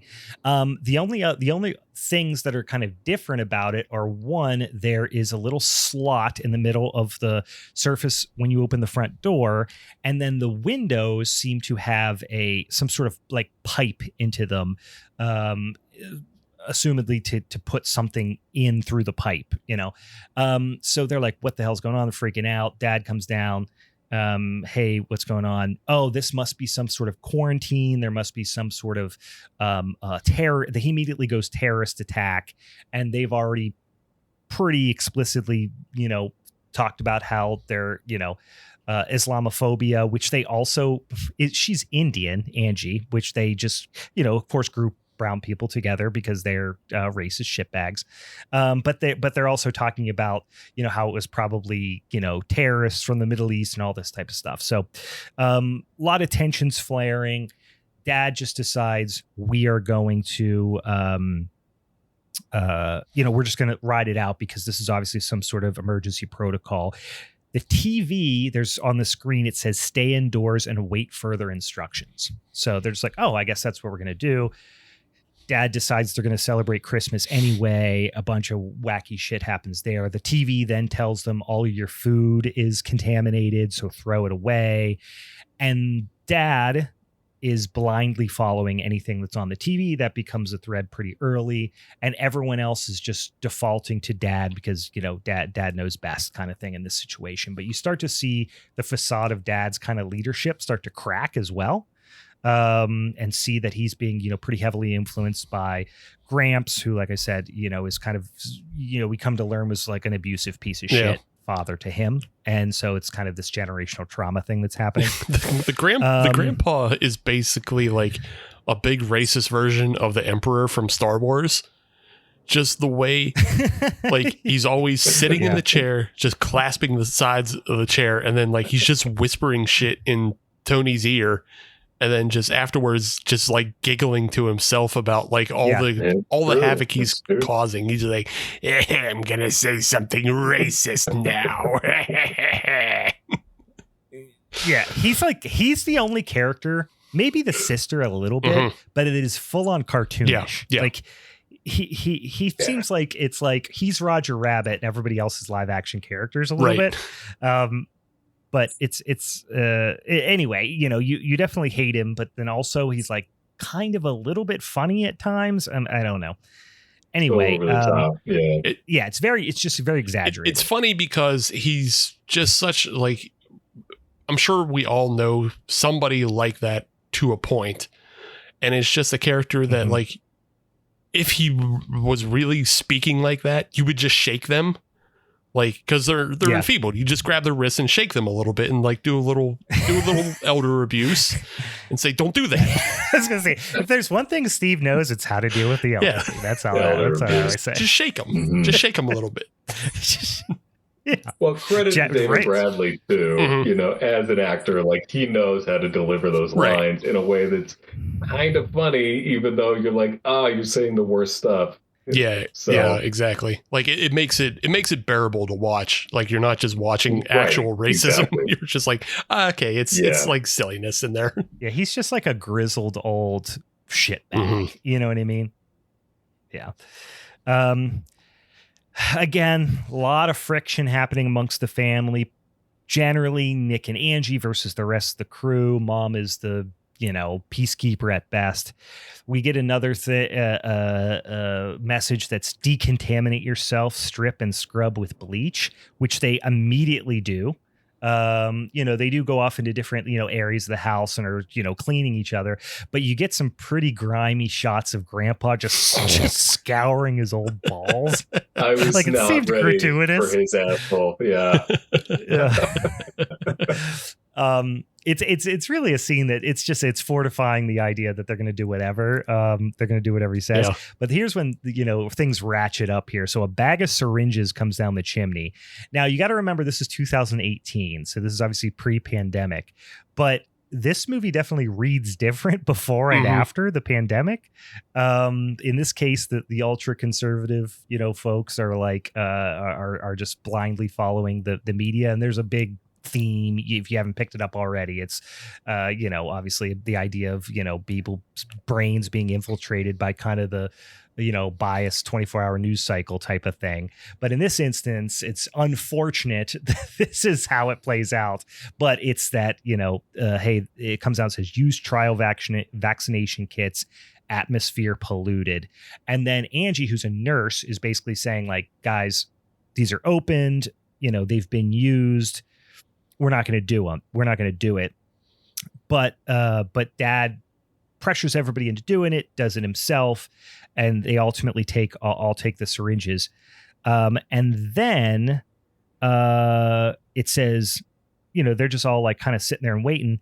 And then spontaneously, Gramps barfs himself to death. Just stands up and just bleh, bleh, bleh, shaky head, black vomit everywhere, dead. And then it says vaccination procedure complete. So now you get the idea that the thing is watching them.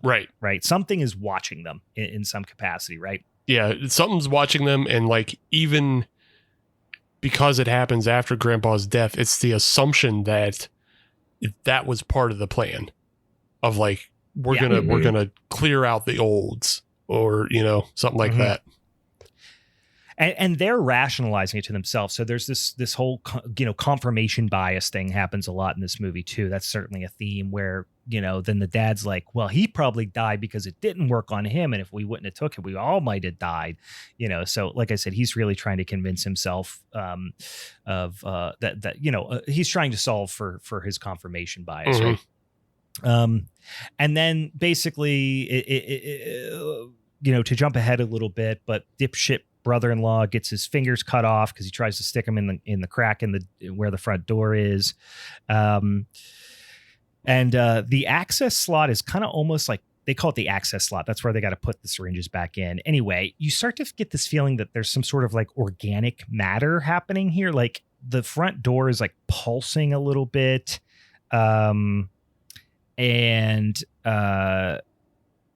It's saying access slot contamination. Again, you start to understand that maybe there's some sort of organic thing happening here. You get a little bit more insight in Dad's childhood about how he's abused and, how that's maybe causing him to kind of break down in the way that he is. There's been estrangement, which I didn't mention before, but like Nick has been estranged from his family for some years now. So there's like, they don't really trust each other either. No. And so they don't trust each other. And then the family doesn't trust Angie because she's a, quote unquote foreigner. So then the TV starts playing on that, or whatever the TV is, whatever's delivering them this message. It says one of your number is infected, isolate them. Of course, they all immediately assume it's Angie. Nick fights against it. Doesn't matter. They isolate her in another room. And then this big fight breaks out. Nick gets this idea because, Angie's isolated. She says, I think this thing can see us. It seems to know the timing and everything of what's happening inside the house. So Nick decides he's going to go try to turn the TV off. So TV goes off. doesn't come back on. The sister catches him, makes a big deal, says warning interrupting emergency signal puts lives at risk. The sister freaks out and starts punching Nick, and then a big melee breaks out. So ultimately they fight up the stairs and the sister gets thrown off the balcony. So I didn't mention before, not that it matters that much up to this point, it will later, but she's pregnant. She falls off, does a big splat on the floor, breaks her leg, gruesome compound fracture. Obviously she's like unconscious, and the husband just kind of freezes up, and they're all scrambling to help. And the TV, he looks over and the TV says, "I see you." So now it's like, all right, now you spilled the beans here, Mr. Television, right? Yeah, dad just kind of disassociates and bails at this point. Mom tries to beg the TV to help them. It's not working. I'm going to my study. I have to do my work. Like, I have to do my work. Yeah. Yeah. I'm cleaning my room. Leave me alone. Yeah. So they determine, that the sister's, sepsis might be starting in, which I was like, wow, that was really fast, but apparently that can happen. I don't know. My wife's a medical professional, so she was like, yeah, that can happen. I was like, oh, that did not realize that was the case. It's terrifying. Also, mom just at this point's useless, right? She's kind of disassociated too. Dad's up there making a Home Alone plan in his room. He's like drawing on like a schematic and like setting up GI Joes and shit and micro machines. And he's obviously scribbled out Angie's name. Like he's going to do something with Angie. So this. Nick starts trying to find a way to escape. He puts his phone through a hole and sees this like almost octopus squiddy looking thing outside the house that looks like the cables are like, acting like almost like squid tentacles. And the TV is mad because he tries to break out, and it's like, hey, danger, somebody's trying to do something, you can't go outside the house basically. So this culminates in it basically calling out saying extract information from the sleeper agent. So what it is it's really playing into dad right now. And whatever this entity is tells them basically that you need to like torture your son into giving you information. So that's of course what dad does or intends to do. He ties Nick to a chair and, basically, starts asking him questions, cuts him with a box cutter, and then is just full on prepared to pop his eyeball out with a screwdriver. So it's like things are escalating super fast here. I think this is like the one scene that I was just kind of like, because up into this point, everybody's just kind of insufferable in their dumbness. But like this one kind of goes over the edge of like, well, even he doesn't take pause that much to really think about like what he's doing. And I'm like, I don't know how I don't know. I totally agree with you, but also I liked that at least the brother-in-law and everybody else was like, dad was gone, but everybody else was like, oh, this we've gone over the line. Like this is too much. Yeah. Right. Yeah. He went up in his room, had a little time, and then he's bonkers, right? Yeah. So like, there's a little bit of the dipshit brother-in-law's like, hey, maybe you're taking this too far, and he's like, fuck you, and they're like keep playing on the brother-in-law's insecurities. Everyone keeps doing that, and he's like a poo brain, so he's like susceptible to it. Ultimately, right as he's about to pop his eye out, mom comes up, and screams, and the sister has died. So she passed away from her injuries, I guess. And then that is when mom finally stands up to dad, tells him to fuck himself, smacks him, and then they do release Nick at this point. So the cooler heads prevail, at least for the moment. And then Angie starts to figure out what's going on. She's like digging at the wall and the little metal or fibrous things on the wall. She finds a TV that's got like a beating, like electronic cable heart in it. Videodrome time, baby. It's getting real Videodrome. It's getting real Videodrome real quick. And then when the TV comes back on, you see a timer That was like 23 minutes real quick. And then you see all these like random occult symbols kind of popping up on screen for a quick second. And they're basically saying like, hey, there's been, something happened. There's a breach or something. So they're going to quarantine protocols going to start, or whatever. Active quarantine, bedroom 2, and smoke or some sort of like gas. It's like some black looking smoke starts pumping in through these pipes. Angie's in one of the rooms. Nick saves him with the help of the boyfriend. But then Mom's in one of the rooms and they're trying to get her out. But then she gets exposed to the smoke, which like burns her face. And then she just fucking explodes, which I'll be honest, I did not see anybody exploding necessarily from the gas. But I was intrigued and interested of exploding gas. So then it's like all survivors go to the ground floor. Right when Nick decides like, fuck this, I'm going to smash the TV goes super religious on everybody, like really, really quick. And just like dad asks if the TV is Jesus, and the TV's like, yeah. Oh yeah, and dude. Then and then it resurrects the baby inside the sister's belly, or maybe it was still alive, but we don't really know. But it's like kicking in the dead sister's belly, which is rough. And then they the only part here I was kind of confused about was like, then they're kind of taken to this like idyllic meadow, and it's like Angie and Nick, and they're just like hanging out in this meadow, and then they get like snapped back into reality. But my thing was like, did Nick pass out? Were they sleeping? Like, or was that the entity really like jarring. showing them? Yeah, was the entity like showing them like paradise or something, because it's like some godlike creature? My assumption was it gassed them a different way, and like gassed them with like just crazy knockout gas, but it doesn't. It doesn't play right. No. Yeah, they didn't cut that in there. No, I just think it was a bad progression. It was at this point that the movie for me went really off the rails, and it just like continued to do so.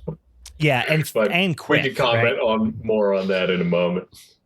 Yeah, I mean, we're spiraling towards the end here. But Dad basically is like, it says you got to make a sacrifice to save the unborn. So Dad's going to kill Angie to save the baby, apparently.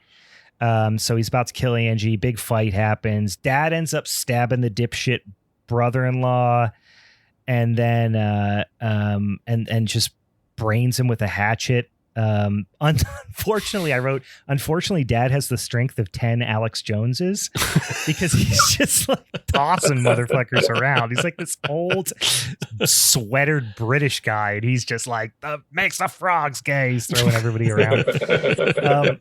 And it's turned the frogs into poofters. Yeah, Angie ultimately, saves him by smacking him, and then they push the TV on his head, and then the TV just goes wild at this point. So it goes fucking full wacky fucking Pee-wee's Playhouse. The cable monster starts like coming out of the TV and like forming arms and pinchers and shit, and it like reanimates Dad by going through the base of his skull and out his mouth, and makes him like all dangerous and shit. My note for this is Tetsuo the Iron Bloke. I'd see that. Yeah. If his arm turned into like a fucking weird hatchet with like a meat mallet or something. Yeah. Just the way the cables move, it does have like this weird kind of stop motion quality to it that just like reminded me of like Tetsuo the Iron Man. So I was like, yeah, it's like a herky jerky kind of thing, right? Yeah. I wanted to appreciate that. Like, it's got these practical effects, a real throwback kind of effect going on. And I was like, that's cool in maybe a different movie, but the movie you set up here was not this silly. And then this looks really silly. Right. But that's why I like it. Like, and this is my taste, and like Steve knows this. I like when things just go fucking sideways and you don't know what to expect at all. Like you like, honestly, can you think of anything that could have happened in this movie that you would have been surprised at this point? You're just like, anything could happen. It's gone bonkers. Yeah, That's true. Yeah. Like at this point in this film, like we've basically just been given something very similar to Cube, of just people trapped in a space and like trying to figure the space out, and then their interactions. So like what you have to write an ending, and the only way to do that is to write something that's a sideways ass crazy ending for your basically single location film. You know, you have obviously the rooms act as multiple locations, but you're just in the house. We've seen enough of the house. Show us something new. Oh, crazy tentacle TV monster. Okay, we can do that. Yeah, and they do. So the monster dad comes and basically says, like, worship me or die. Like, he's really into getting worshipped. Nick somehow determines that it needs them as the last survivors. But then he like blows it up by throwing something into its heart. It gets a little iffy here. Yeah. No, this is my favorite. This is my favorite though, because we haven't, so like throughout the film, we're just kind of inundated with how stupid Nick's family is. But Nick has led on that he's stupid as well, because he's always telling the TV, "You're not the boss of me," repeatedly. And that's like, that's something a stupid person does. So sure. So his solve for this problem is that is just a very dumb British thing of, I'm going to throw a bottle at it. And then he throws a bottle at it, and that works. Yeah. Or so he thinks. Yeah. Yeah, that's the thing. The most British thing you can do is urinate publicly and throw a bottle at something. I think that's it.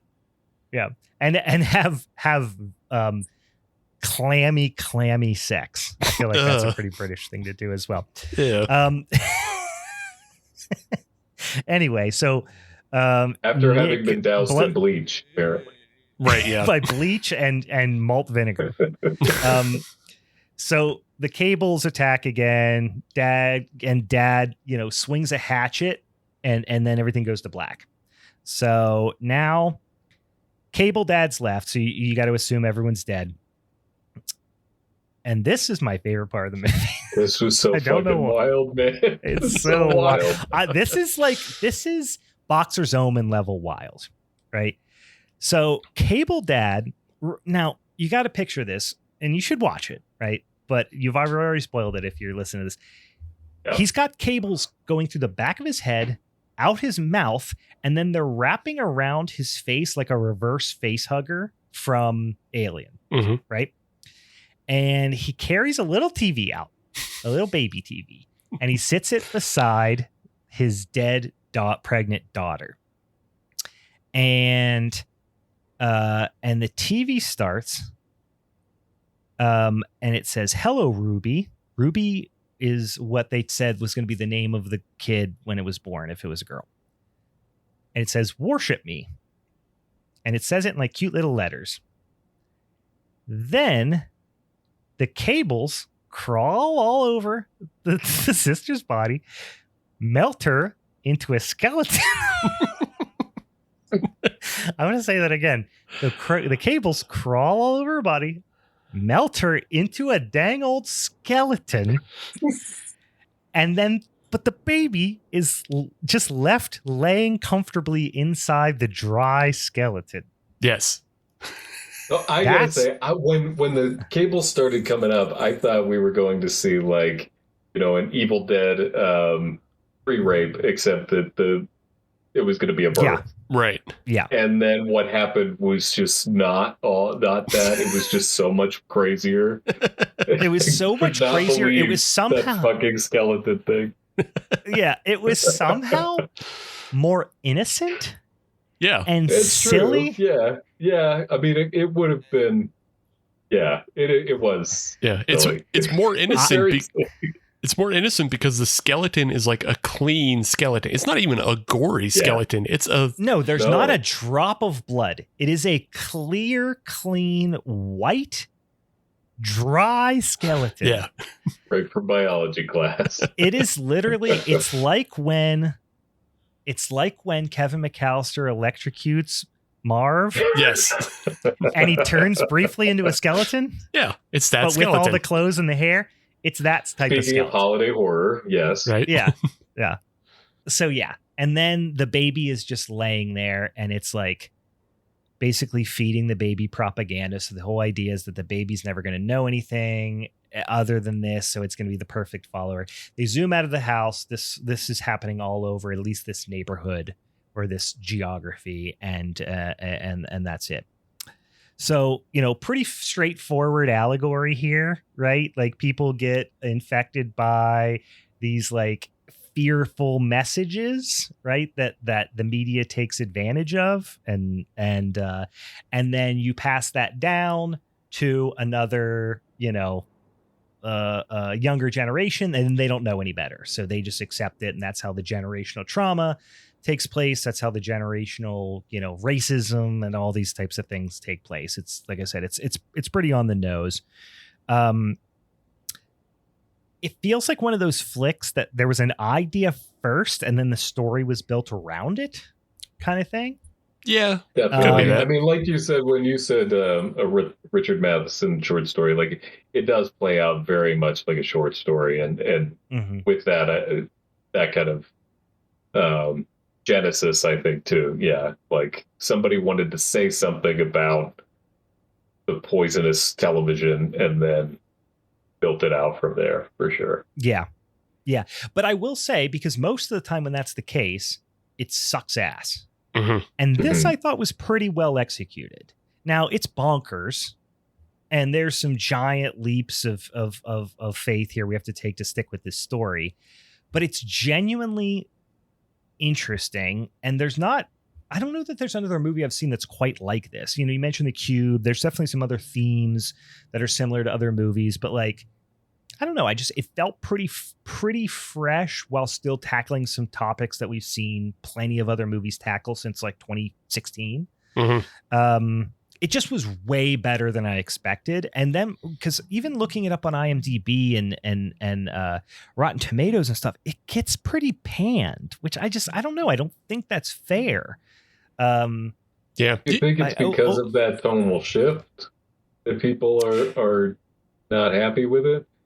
I guess. I mean, if I were being an asshole about it, like I would be like, oh yeah, the ending it comes out of nowhere and doesn't feel like it's the ending that it's with the rest of the thing. That said, like I enjoyed it too. I mean, I thought it was pretty well done, and even when I thought this is getting so ridiculous and what are they doing, like I was still compelled by it, and I wanted to know what the hell was going to happen. Yeah. I accept that this is catering to my tastes a little bit, because like I said, I love just weird fiction, weird cosmic horror fiction. So like this is just right up my alley. So I know I'm giving it a little bit more of the benefit of the doubt than maybe other people would, but I just was impressed that, and this is what I love about the horror genre, is this movie can exist for several years. This movie's been around for over 5 years. Yeah. And I've never even heard about it. And I really liked it. You know what I mean? Yeah. So, I think is it Black Christmas? No. No. But is it even Rare Exports? No, probably not. No. I'm going through some of the like reviews and on IMDb, the ones that were there, and it looks like the majority of them are all about like how the ending is so bizarre. So it's definitely just a taste thing.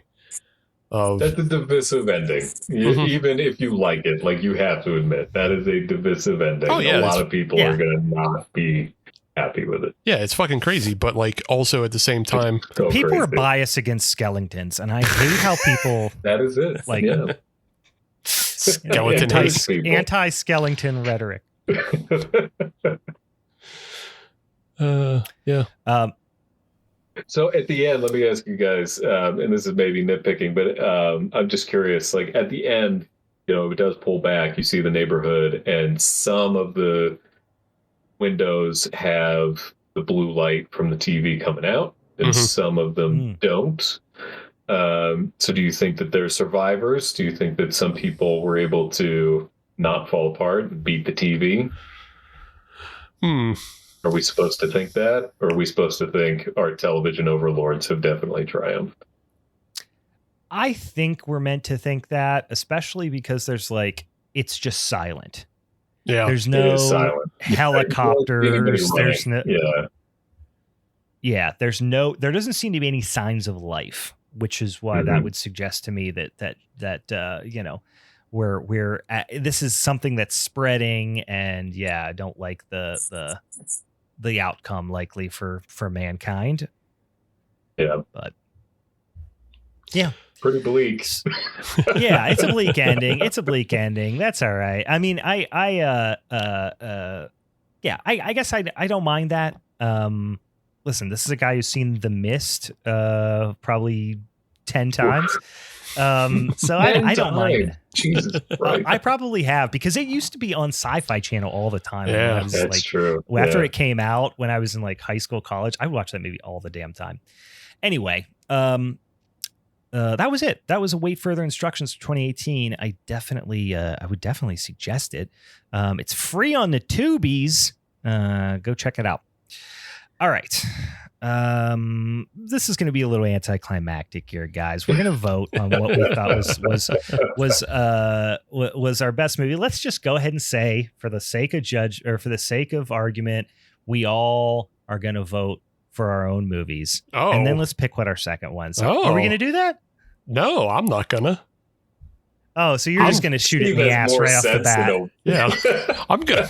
All right. Yeah, I thought you were going to go around the horn, and then I could surprise everybody and say, "No, this is my first time of not picking my own film," because I am just going to pick Black Christmas. That movie is so well shot and just well put together. Like it is batting above its kind of weight class. Or that's not even a fucking analogy. What the hell? That's a good no.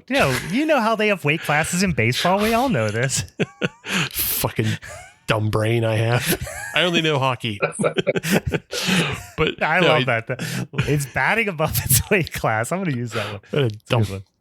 But it's definitely punching above its weight class for what it is of being like a proto horror or a proto slasher horror film. But when you combine how well it's shot, the cast, like the sound design, everything put together, and then you have a film that doesn't spell everything out for you as well, it's just, it's a fantastic film. Whereas Silent Night, Deadly Night 2 is great to have on the background, and it's great to do the lines. It's the holiday room is what it is. And, we should probably go into more theaters for that reason, but it's not a good movie. It's not good to. No, certainly not. Certainly not. You don't watch that unless you're having fun with friends. If you're doing a little bit of that old devil's cabbage and you just want to sit back and embrace garbage day. Yeah. And say, uh-oh. Brandon, what do you think?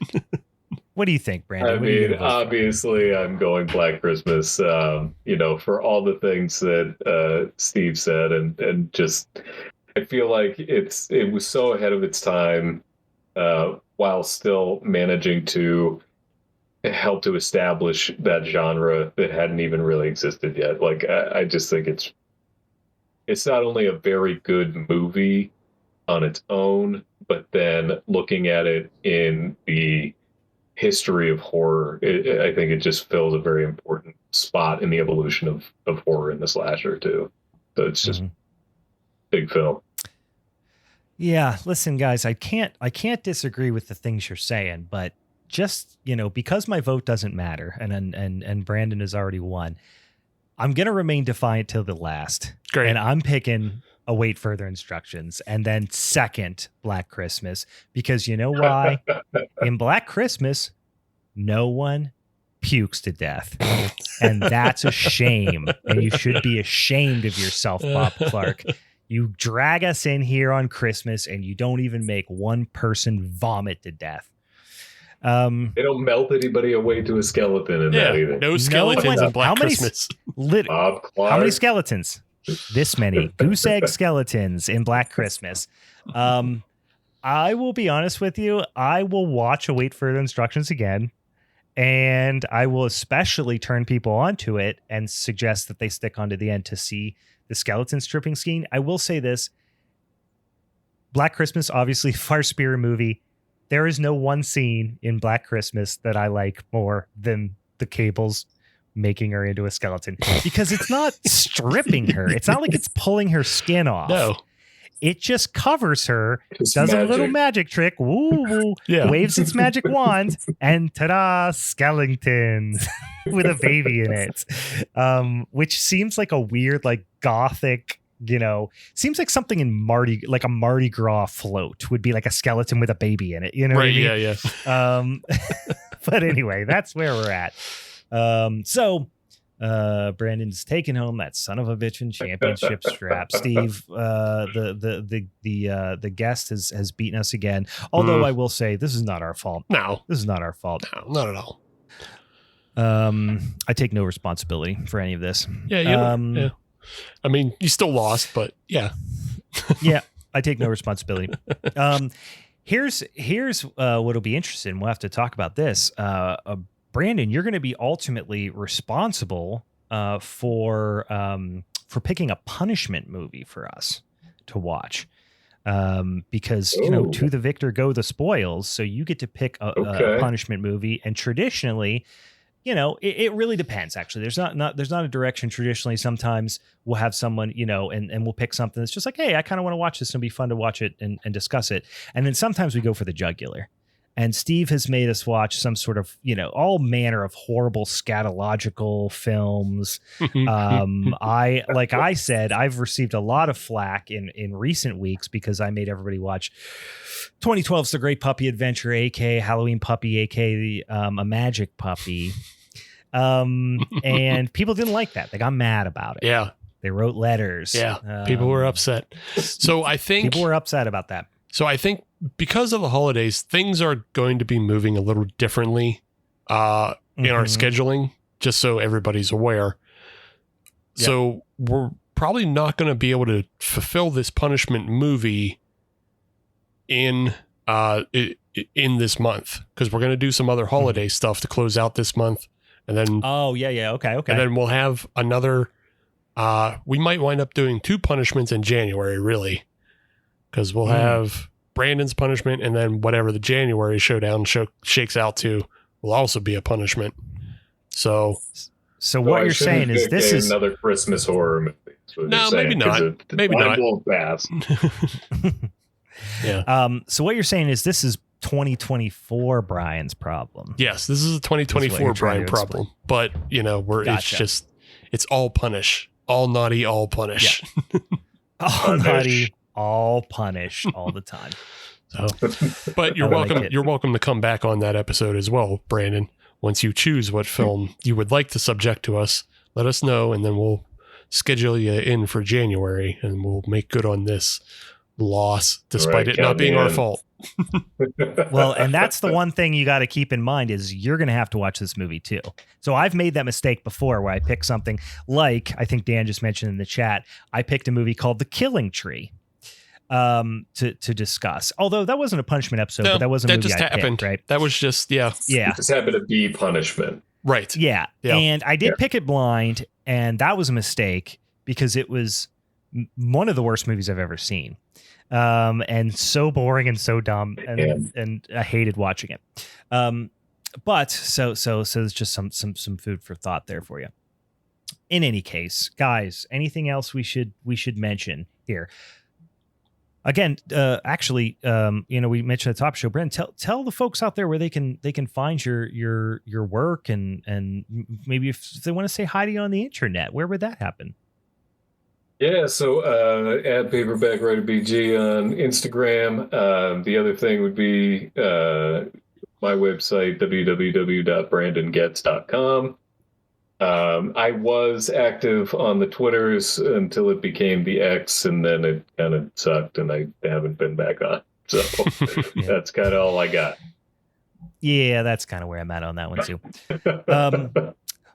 All right, boys and ghouls. Well, tune back in for us. We got a lot more festive spookiness throughout the month of December. Steve, anything else to add? I'll say that originally I got Await Further Instructions confused with another movie because they are very similar, but they both have different wild endings. There's a movie from 2020 called Hosts that is about families getting trapped together in a Christmas house, but it also has a Santa killer in it. So check that one out. Oh wow! Okay. Hosts. I like a Santa killer. You will never guess the ending, and once you see the ending, you might have to ask me what it means, because I had to go read it myself. I thought you were about to give another tagline. Nope, no Yule. With Yule. Nope. Yule will never guess the ending. All right, boys and ghouls, for the Halloween's Forever crew, I'm Brian. I'm Yule Log. All right, we'll see you next time. Bye. Bye-bye.